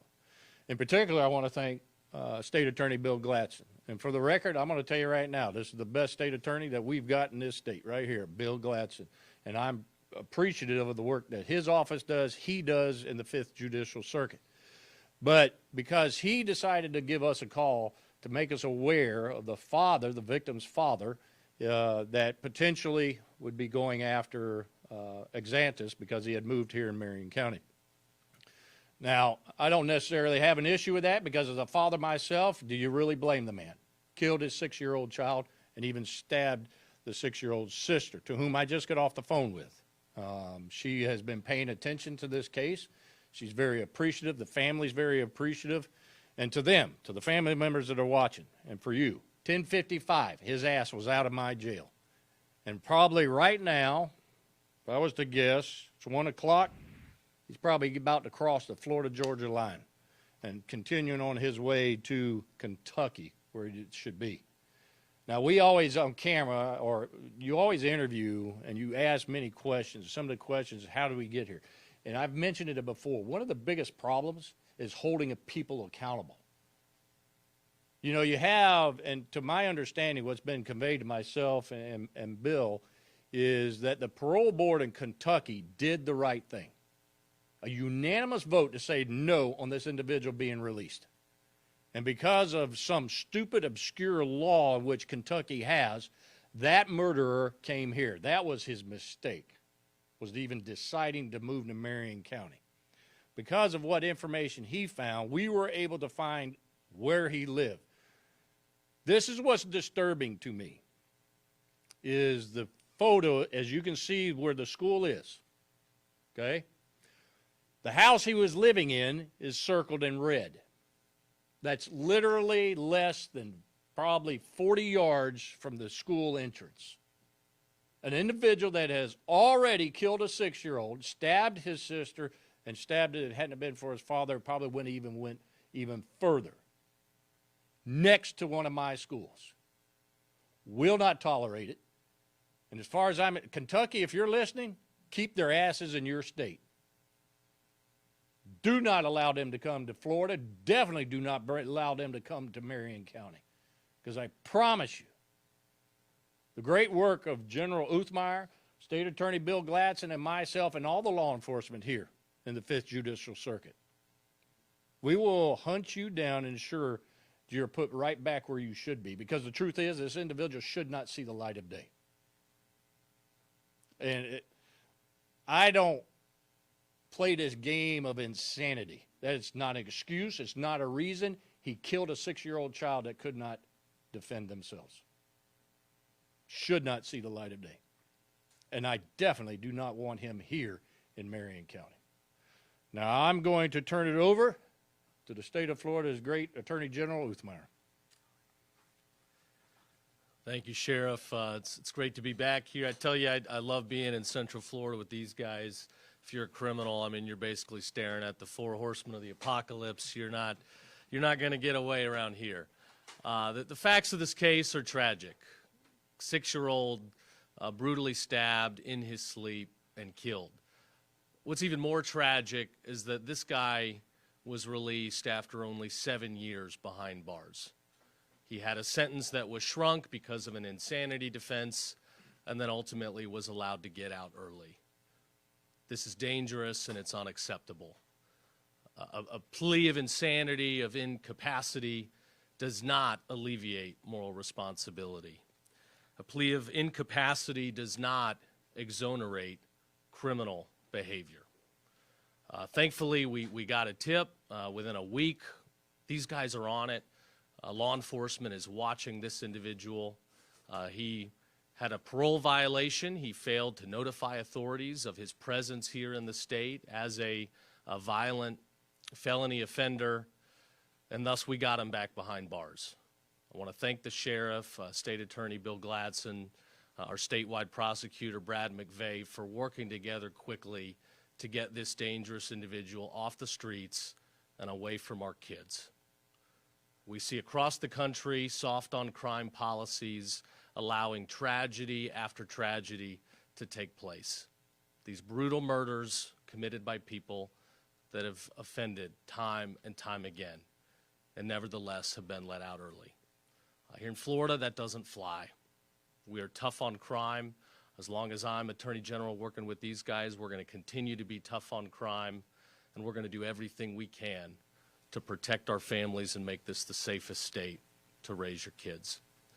There are a handful of states out there already that have a narrowed insanity defense.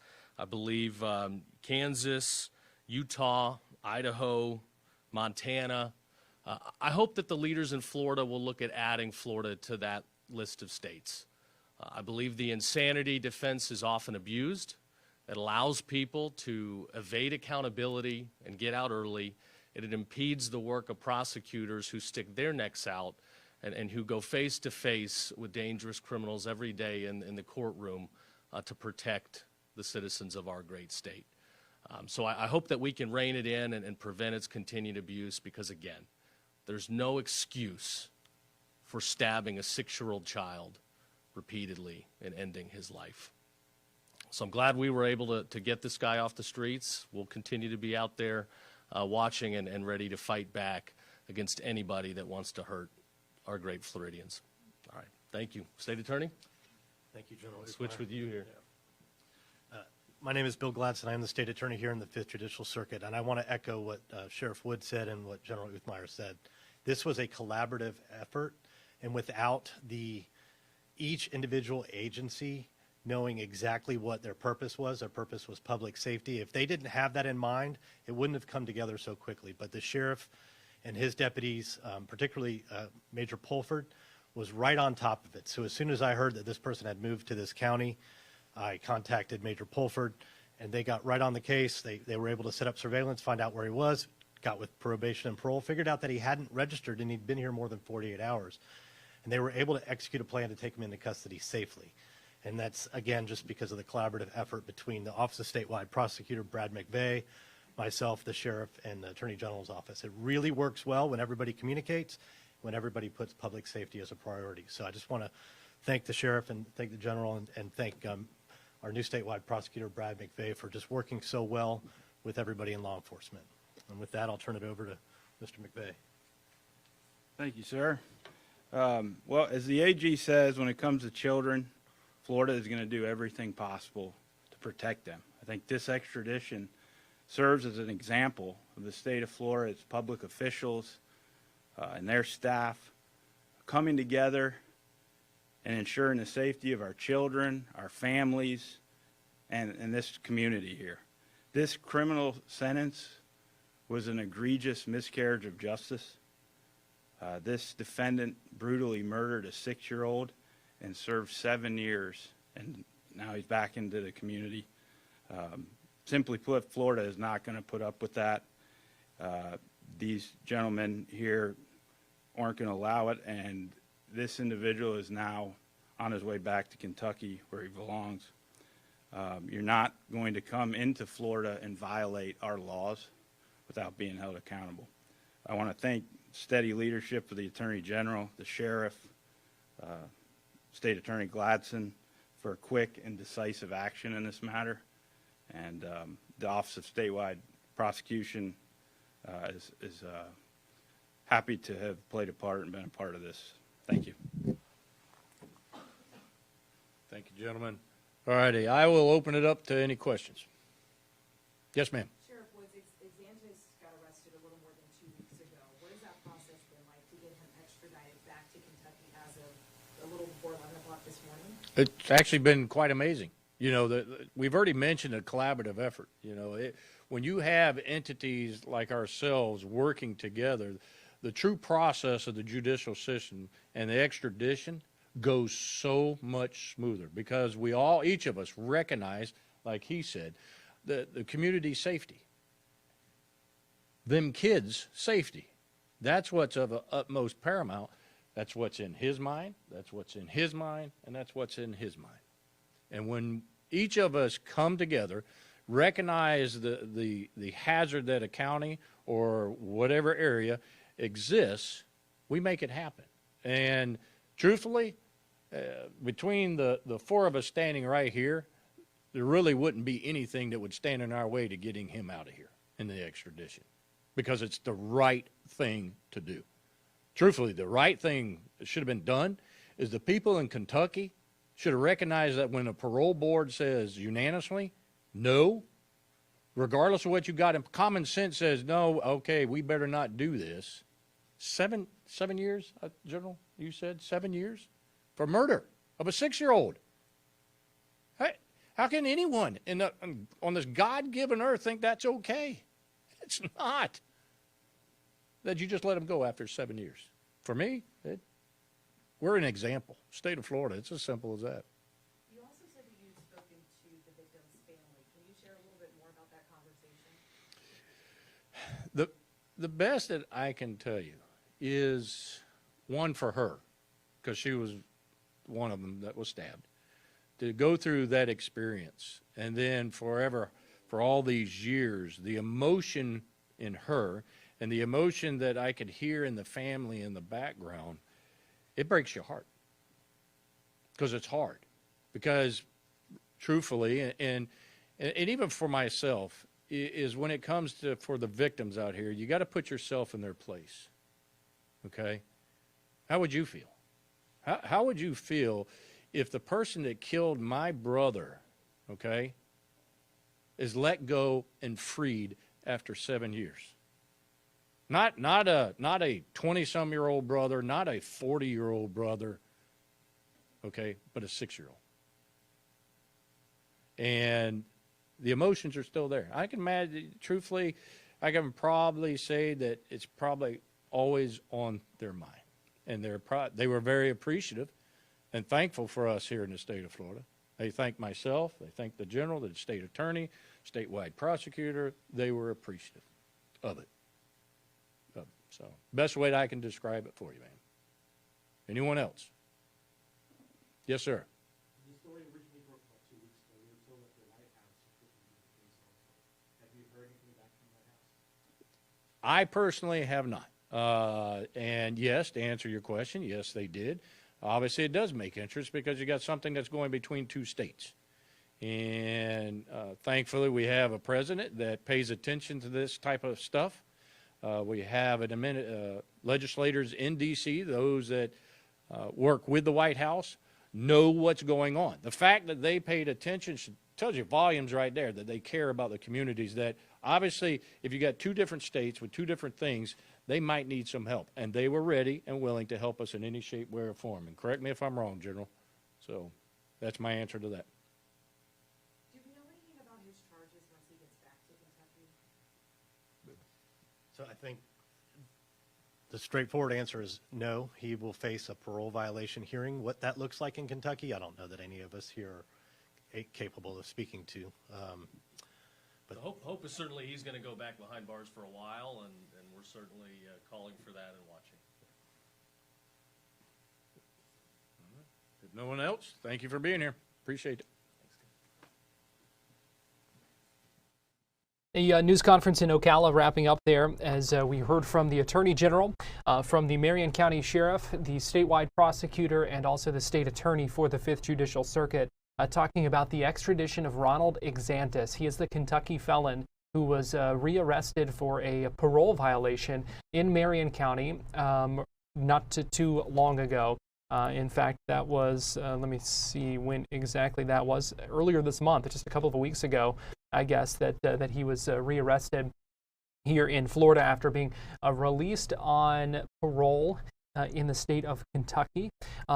You may remember we covered this a lot a couple of weeks ago. I also spoke with Dean Tipton, who is the father of that 6-year-old boy who died in that home invasion in Kentucky back in 2015. It was a story that I covered during my time in Kentucky and had the chance to speak with Dean Tipton when following the rearrest of Ronald Exantis, the suspect in that, a couple of weeks ago. And so if you'd like to watch that full interview, you can find that right now on Fox Local and on fox35orlando.com, because he described the emotions really are raw, as we heard the Marion County Sheriff Billy Woods kind of allude to there just a couple of minutes ago, talking about how he believes they probably think about it every day. And Dean Tipton told me that that is the case, that it is something that has certainly shaped their lives, and was difficult knowing that Ronald Exantis was out of jail.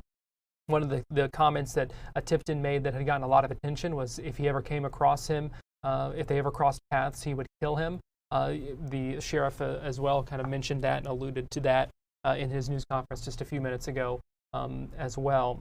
But again, if you'd like to watch that full conversation, you can. The bottom line, Ronald Exantis has been extradited back to Kentucky. One other note, we heard the Attorney General calling on leaders, lawmakers here in Florida to look at narrowing the insanity defense, because not to get too in the weeds here, but Ronald Exantis was, for all the talk we have heard about him and the sheriff calling him a child murderer, Exantis was not convicted of the murder of that 6-year-old boy in Kentucky. He was found not guilty by reason of insanity for that murder. He was convicted of assault in that home invasion, the stabbing of Logan Tipton's sister, but not the death of that 6-year-old boy, Logan. And so one of the things the Attorney General said just a few minutes ago, he talked about a number of states that have a narrow definition and a narrow insanity defense, and he's calling on leaders here in Florida to take a look at that as well. We are going to take a break here on Fox 35 News Plus, but we'll be right back.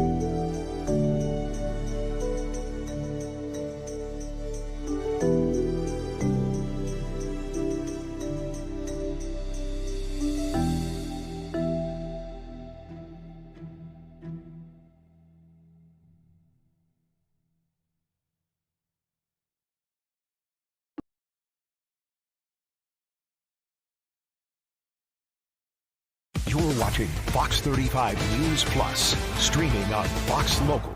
Welcome back into Fox 35 News Plus. I'm Garrett Wymer, and thanks for joining us on this Tuesday afternoon, live on Fox Local and on YouTube. Some news that came out of the state's Board of Immigration Enforcement meeting earlier today, where we have learned that the executive director, Larry Keefe, is now leaving that role. That was one of the things that came out of this meeting. We're going to play it for you. It was about a 2-minute meeting with the members of the Florida cabinet who make up the State Immigration Enforcement Board, calling in by phone. Larry Keefe, who was the executive director of the immigration enforcement efforts here in Florida, as you're going to hear state leaders say, this was a planned move for him to step out of this role. He's going to be replaced by Anthony Coker, Florida's ICE liaison. Here's that meeting from a little bit ago. Thank you. Welcome to the October 28th meeting of our State Board of Immigration Enforcement.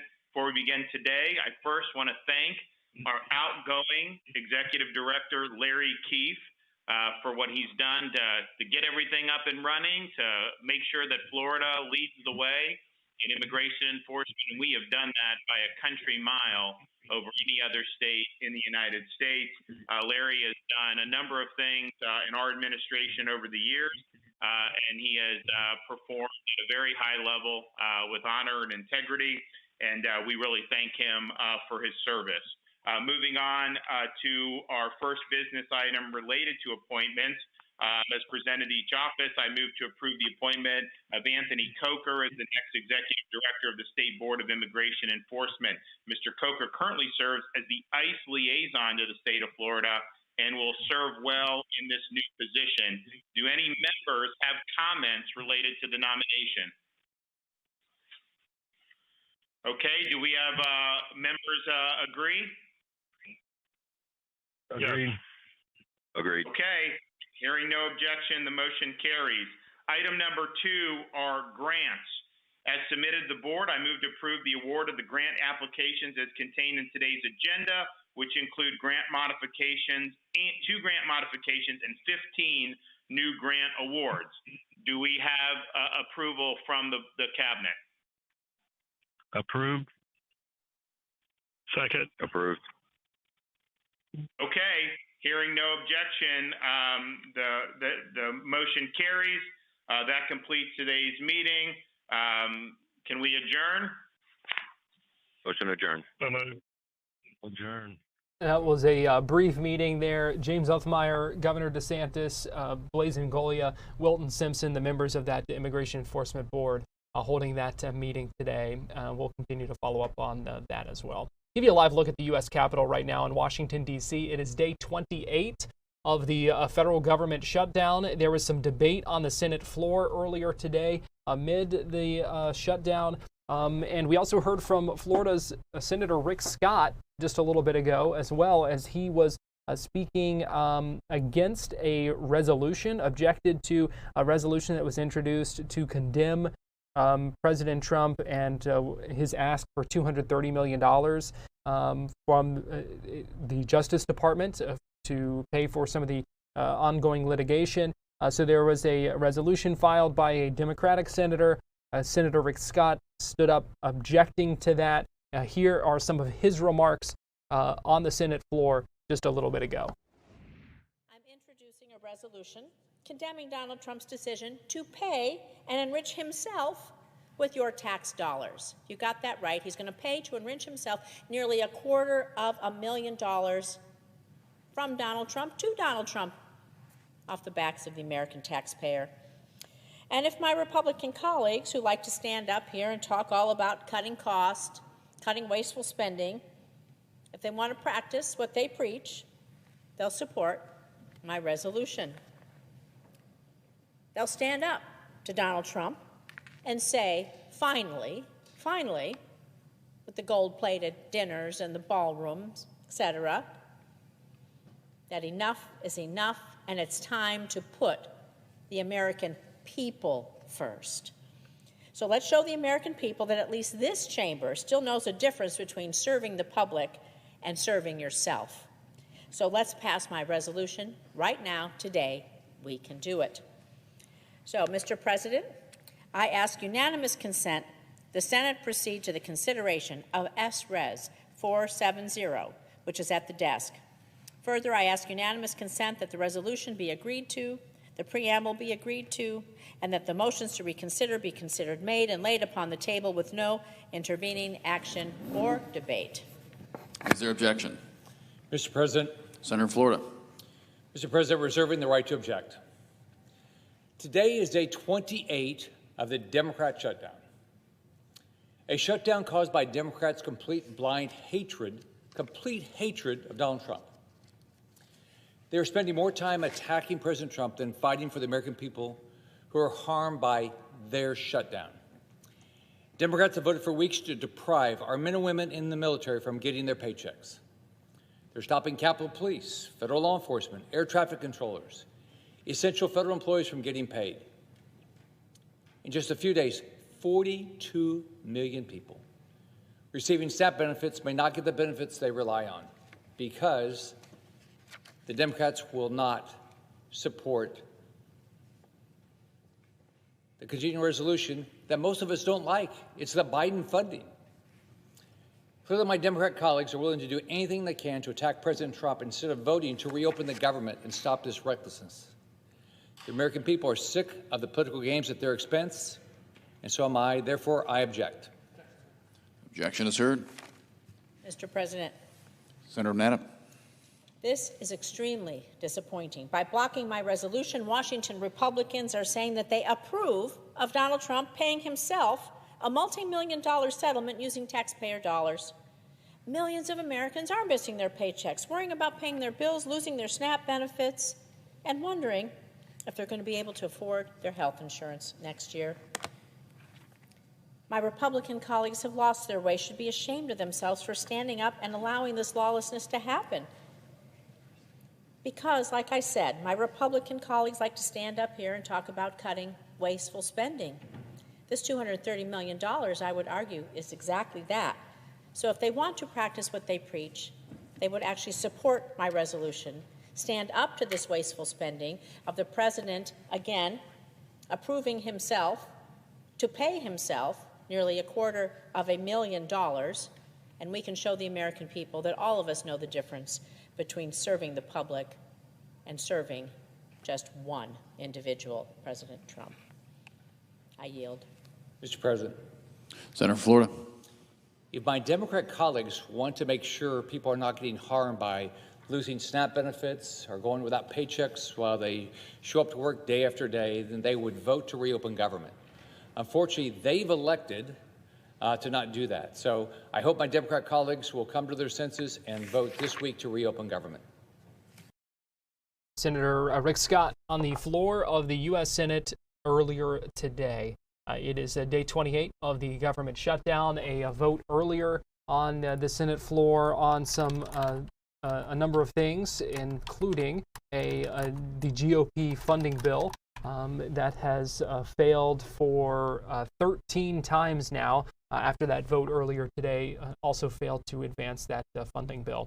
We're going to take a break here on Fox 35 News Plus, but we'll be right back after that.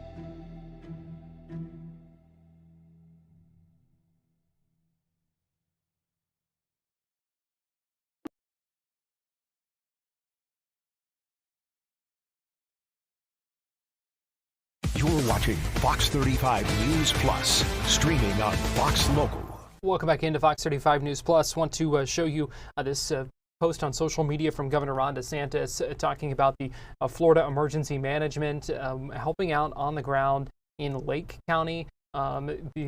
This post from 7 minutes ago saying, per my direction at FL CERT and Director Kevin Guthrie have deployed out water pumps which will remove 30 million gallons of water from flooded areas in Lake County. At my FDOT and Secretary Jared Perdue are assisting with at least 4 damaged roadways in the area. We have seen quite a bit of the damage to Lake County that we've showed you in the Eustis area, in the Mount Dora area. We had that news conference yesterday talking about Donnelly Street in the city of Mount Dora, and them talking about the long-term efforts that it's going to take to get that fixed and back open. Seeing some of those images, I mean, Amanda Ruiz was out there earlier at the top of our 11 o'clock show here on Fox Local and showing us the work that's ongoing, but that is going to be a time-consuming process because the road has just completely washed away, buckled, given in some areas because of all that water. The officials, the Lake County emergency management officials yesterday saying they believed that just that section of road there on Donnelly Street was likely under 6 to 8 feet of water at the time when it finally kind of gave way after that. So certainly needing some help, needing some additional resources to help with that, and the state coming in with the emergency management, bringing in water pumps to help, and the state transportation department also helping with some of the roadways in that area. So we'll keep an eye on that, those ongoing recovery efforts. We have reporters back on the ground in those areas again today. It is a response that is, really taking a lot of work, and is going to over the coming days. Homeowners are cleaning up their homes who have damage in some ways, and it's not just in Lake County. We've also seen in Brevard County, because some of those rain totals, I mean, in Lake County specifically, they had nearly 20 inches in some places near Eustis, more than 17 in the city of Mount Dora. Places in Brevard County also had similar totals. Titusville, parts of that, saw almost 15 inches. And so there are a lot of folks who are dealing with the cleanup today. It's not just the roadways. It did affect people's homes. And one of the people that we talked to was Eric Aguilar, who's the owner of the Rapid Response Team. He was on Good Day Orlando this morning to talk about what they're seeing and how they are helping people with the cleanup of their homes. Look at what's going on in some of these homes. I mean, it is beyond devastating. How do you even know where to begin? Well, we're used to that very much. We've been in many flood-ins, and unfortunately, Central Florida, the East Coast, the West Coast. Obviously, everybody needs to start first, find safety and avoid electrical hazards. Most of the time, power's out by the time. But yeah, we'll start with assessing damages and getting people on a safer stage of the properties. In general, how long does it usually take to do the cleanup, and what does that entail? It's very detailed and health hazards, of course. You have contaminated water from coming from the streets and roads, so it could take months. Some homes end up losing pretty much half of the house from 4 foot down. All the content gone. We specialize in dealing with the contents, dealing with their build back and all the walls. Everybody goes through a very, very hard situation, losing half of the home, and it could take months to put their back, to put their home back together. Erica, let's talk prevention, because that's obviously nobody wants this to happen to their home. They don't want to have to call you. How can you prevent this from happening? Oh, it's really inedible. Some homes are not built to sustain, 12 inches, 24 inches of water outside. You got water coming into cracks. Obviously, people can put some sandbags. People can block off doors and avoid that heavy amount of water coming in. Maybe look up for, improving your doors, your impact sliding doors, better seals. Obviously some homes are not impact.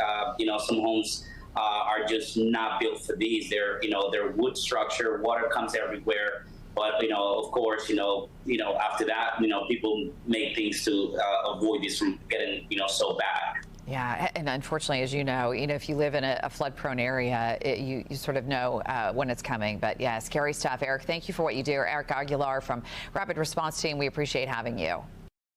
And unfortunately, we know that is the reality for a lot of people, as we've talked about around our area.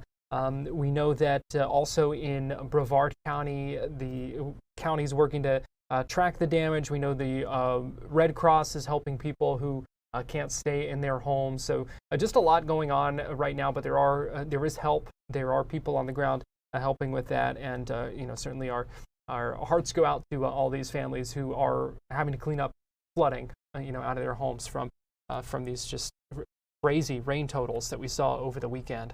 We're going to take a quick break here on Fox 35 News Plus, but we'll be right back.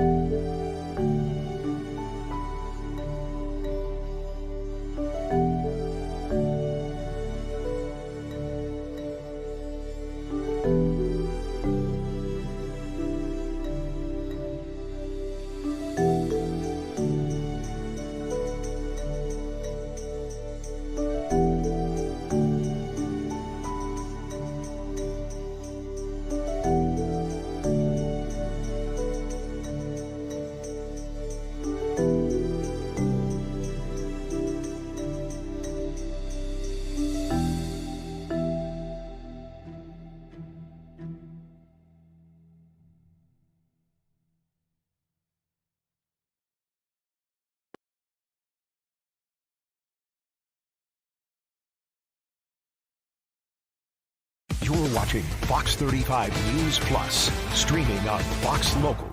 Welcome back into Fox 35 News Plus. I want to show you this tweet from Governor Ron DeSantis just a couple of moments ago as he is talking about Larry Keefe, the previous Immigration Enforcement Board Executive Director, which, as we reported just a little bit ago, is now out of that role in what others are reporting a planned transition, according to the governor's office. We had that meeting for you just a little bit ago, the very brief Immigration Enforcement Board meeting, the meeting of the Florida Cabinet, where they made that announcement and also announced his replacement. This tweet from Governor DeSantis just a few minutes ago: Larry Keefe has been the man on the ground for Florida's nation-leading immigration enforcement efforts. We are grateful for his service to our state and the rule of law. He has done an exceptional job across the board. Now stepping into that role is Anthony Coker, who currently serves as Florida's ICE liaison. So more to come on that. Well, October is Breast Cancer Awareness Month, and if you came out on Saturday to one of the locations for the Making Strides Against Breast Cancer walk, we really appreciate your support and helping to raise money for this effort to raise awareness and increase research and find a cure for breast cancer. We were out at the Lake Eola event in downtown Orlando. A ton of people. Great seeing all of you, and a really great event over the weekend for what is certainly a very important mission. And like I said, we are at the end of October, which is Breast Cancer Awareness Month, and a couple of senators, Amy Klobuchar, Democrat from Minnesota, and Debbie Wasserman Schultz, a congresswoman, I should say, from South Florida, here, held a news conference yesterday. They are both breast cancer survivors themselves. They talked about the importance of early detection and preventative care when it comes to breast cancer. They also, in this news conference that you're about to hear, advocate for the extension of these tax credits, the ACA tax credits that are kind of the sticking point for this government shutdown, because they say that allows millions of women to afford breast cancer screenings and other preventive care. Here is what they had to say at that news conference. As you and I know for so many years, and as Dr. Brem, who has joined us here today, knows as well, when it comes to focusing young women on their health in general, women generally on their health at all, and young women in particular, because they skip through life for much of that time, not thinking that that anything might befall them. Our timing really here in both our fight to reauthorize the Early Act, as well as to highlight that young women can and do get breast cancer, is really pitch perfect in so many ways.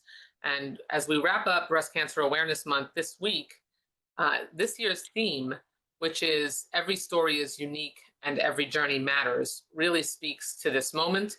It speaks to yours and my partnership on so many levels, particularly with the Comprehensive Cancer Survivorship Act, which is so critical, because what we both know and our guests know as well is that, once you finish your active treatment, and when you go through cancer, any type of cancer, everything in your life during that experience and that journey is focused on getting well and coming through the other side. But once you're through the other side, and that, hyper scheduling and activity comes to an end, you're really thrown into the Wild West. And you're kind of on your own to find the right pathway through the rest of your life, both to help make it less likely that you ever get cancer again, and also to know how to make sure that you can keep yourself healthy and well, what you can expect in terms of the impact of the treatments that you've had, like radiation or the kind of chemotherapy that you've had or immunotherapy, because those do have ramifications over time. They often increase risk for other cancers, but not everyone knows that. And even if they're being advised of those risks when they've completed their course of treatment, they're so glad to be finished and ring that bell that they just move on with their life and want to leave all of their experience behind them. And right now in America, it is so critical that we make sure that women, particularly when we're facing breast cancer, that can continue to secure that care, because it could be out of reach for so many Americans. And that is what's critical, and really the lantern that we want to hang here during this press conference, which is that if those tax credits that expire December 31st through the Affordable Care Act, if they go away, what is going to happen is that millions of women will not be able to afford to get their mammogram. Yes, screenings, preventative screenings are available for free without a copay. A keyword copay triggers the notion that you have health insurance coverage. If you lose your health insurance coverage as a result of not having the tax credits to be able to afford it, then those screenings are out of reach for you. And that means that millions of women will miss those screenings. They will, as the percentages we are aware of occur, end up using the emergency room as their primary access point for healthcare when they have a lump that's larger than it should be. And that deadly disease, which always lurks as a threat in our life as women, is likely more deadly and complicated and threatening. Because we know that 1 in 8 of us as women will get breast cancer in our lifetimes, and 42,000 are expected to have our lives taken by it this year. But the earlier it's caught, as Amy said, the better our chances are to survive and overcome what is a devastating health challenge. Now, Amy mentioned to you, we both heard those devastating words, you have breast cancer, and our journey to survivorship inspired us to write a different and more hopeful chapter for millions of other women who will also hear those same chilling words. And we know what works to prevent this tragedy from affecting the lives of so many women. Not completely, eradicated by any means, but, we know that if we reduce environmental pollutants and expand access to preventative care like we've been able to do, those are critical. But frustratingly, both of those pillars of prevention are under assault right now in the budget cuts that have been proposed by Republicans. And we also know that early detection and treatment is life-saving. And that starts with the education and awareness, particularly for the Early Act that we've been able to, for almost 18 years, we've been able to help make sure, 15 years, we've been able to make sure that younger women have access to, and we grab them by the shoulders with this education and awareness program and help them focus on the importance of knowing what's normal for them so they know when something feels different and paying attention to their breast health. And there are populations that are more at risk of dying from breast cancer if they get it, like Black women are 40% more likely to die from breast cancer than white women. But breast cancer now has a 99% survival rate when caught in its early localized stages. But that number drops to 31% when the cancer has spread to other parts of your body, like the lungs, liver, or bones. And that's where the Early Act really plays such a critical role. For me, my own journey, and I won't go through all of it, but beyond that, I was diagnosed with early stage breast cancer just after I had my first mammogram at 40 years old.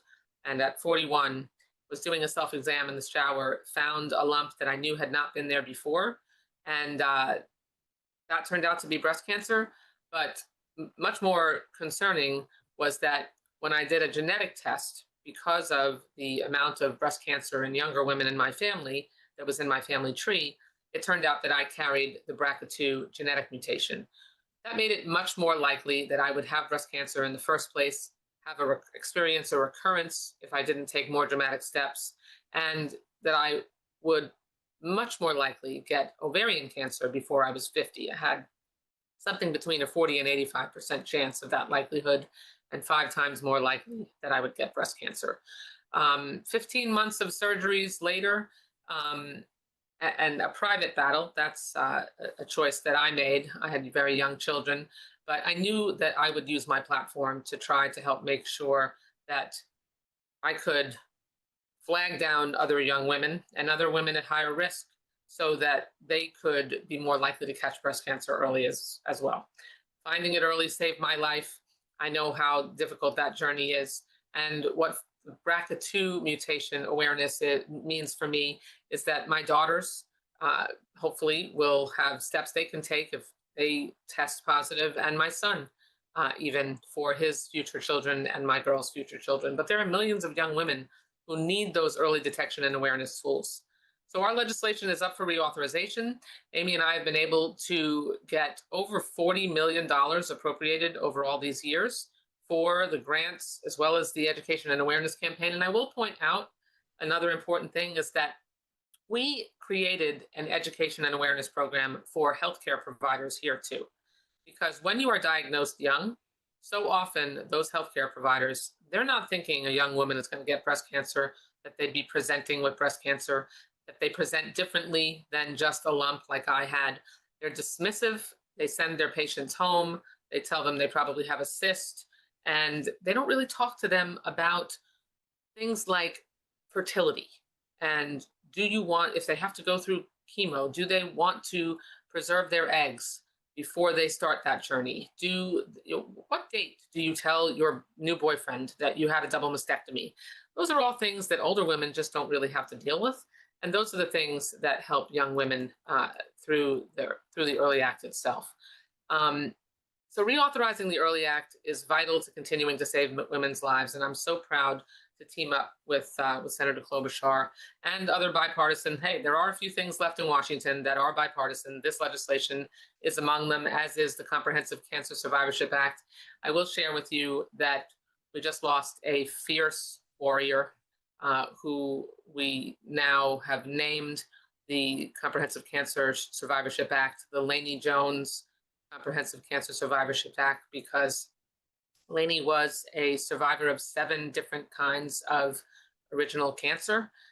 She had a genetic syndrome that made her much more likely since she was 18 months old to contract cancer, and we lost her just about 10 days ago. So in honor of Lainey, we want to continue the fight. And I know that Lainey would want to make sure that that her mission to help everyone possible to catch cancer early, which is what enabled her to live to 40 years old, in spite of her diagnosis with the mutation that she had. This is in honor of her. Keeping that memory alive in a very important mission. Congresswoman Wasserman Schultz talking about breast cancer awareness and sharing more about her personal journey. We're going to take a break here on Fox 35 News Plus, but we'll be right back.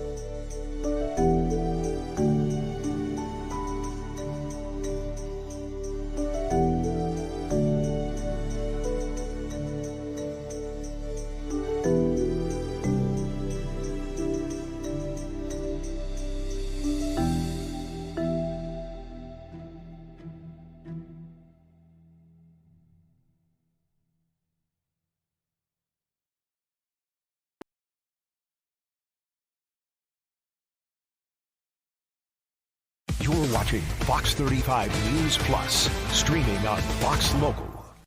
Welcome back into Fox 35 News Plus. I'm Garrett Wymer, and thanks for joining us on this Tuesday afternoon. It was a tough loss last night for the Orlando Magic against the Philadelphia 76ers.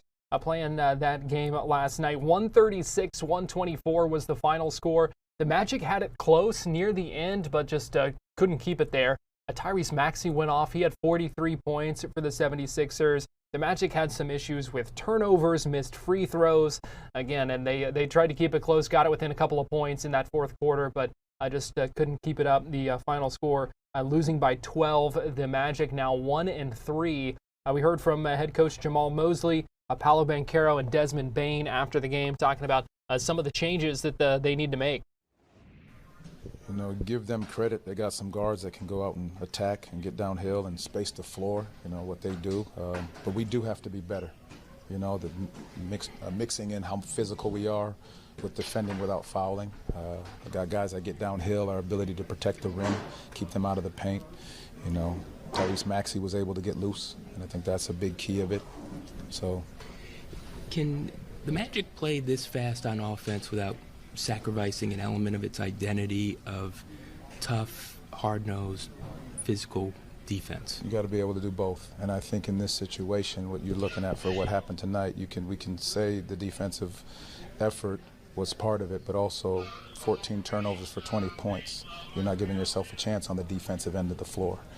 You missed 12 free throws. You're not giving yourself a chance with those possessions, and so defensively, if you don't turn it over 14 for 20, you're now allowing teams to play in the half court. Now, that's a big portion of it. So we've got to do a better job of taking care of the basketball. And then we've got to knock down our free throws when we do get to that line. Yeah, I think that was the discipline that we have to have in those moments. You know, I think coming down, got a couple stops, and then we tried to make home run plays. And I think in those moments is where we've got to make sure we stay disciplined, that we lock into the game plan and understand exactly what we need to do in those moments. We chipped away by being solid, getting stops to be able to get out and run and converting on the other end. And that's what we have to do to sustain that effort. Normally, you guys are excellent at forcing turnovers, and you only had 7. What did you see as far as not being able to kind of turn them over? You know, they have guards that are able to multiple ball handlers and scoring guards. So when they get downhill, they're just looking to go score it. And our guys' ability to either get a hand on the basketball wasn't necessarily there tonight, but you got to give them credit. The screens that they were setting to get their guys open, and those guys were downhill, not trying to look for passes more than it was just try to get downhill to score. I know the free throw percentage is not quite what you want it to be, but you guys continue to get to the free throw line. Is it just a matter of being physical and aggressive? We got to be smart when we get to the line. You know, we got to sit down, take our time, go through your routine, and be ready to knock your shot down. Just how much of a change, how much of this is in terms of the way the offense is playing, a difference for the way guys play, in terms of an adjustment? Yeah, I think there's an adjustment anytime you add new, anytime you create a new style of play. There's going to be an adjustment period. You know, unfortunately, you know, we've been on the other side of it with the wins and losses, but there's adjustments that will be made. There's chemistry that will continue to grow with this group, and that's what this group is. The resiliency that they possess will allow them to get this process a little bit faster together. Given that this team played at such one of the slowest paces last year and forced opposing offenses to really have to work and grind it out, does this fit your personnel to play this fast? Yes, because it's creating advantages. I think for us it's creating advantages, and that's what we've continued to talk about. How do we create advantages for us in the open court? And our defense, though it didn't create turnovers tonight, it has allowed us to get out on the break and get open looks. Now that's the other side of it, that we got to make sure we convert those open looks, but it has allowed us to continue to play defensively aggressive and then get out. Tonight was not one of those nights where we were able to do it, but that's exactly who we can and continue to be. You feel like the chemistry? Next Magic game tomorrow night. They play the Detroit Pistons at 7 o'clock in Detroit at Little Caesars Arena, hoping to turn things around. The Pistons are 2-2, Magic 1-3, and hoping to make some of those adjustments that Jamal Mosley talking about there and come away with a win. We are going to step aside, take a quick break here on Fox 35 News Plus, but we'll be back at the top of the hour with Florida Live. Welcome in our TV audience. So keep it here. We've got more news, weather, and sports coming up in just a couple of minutes.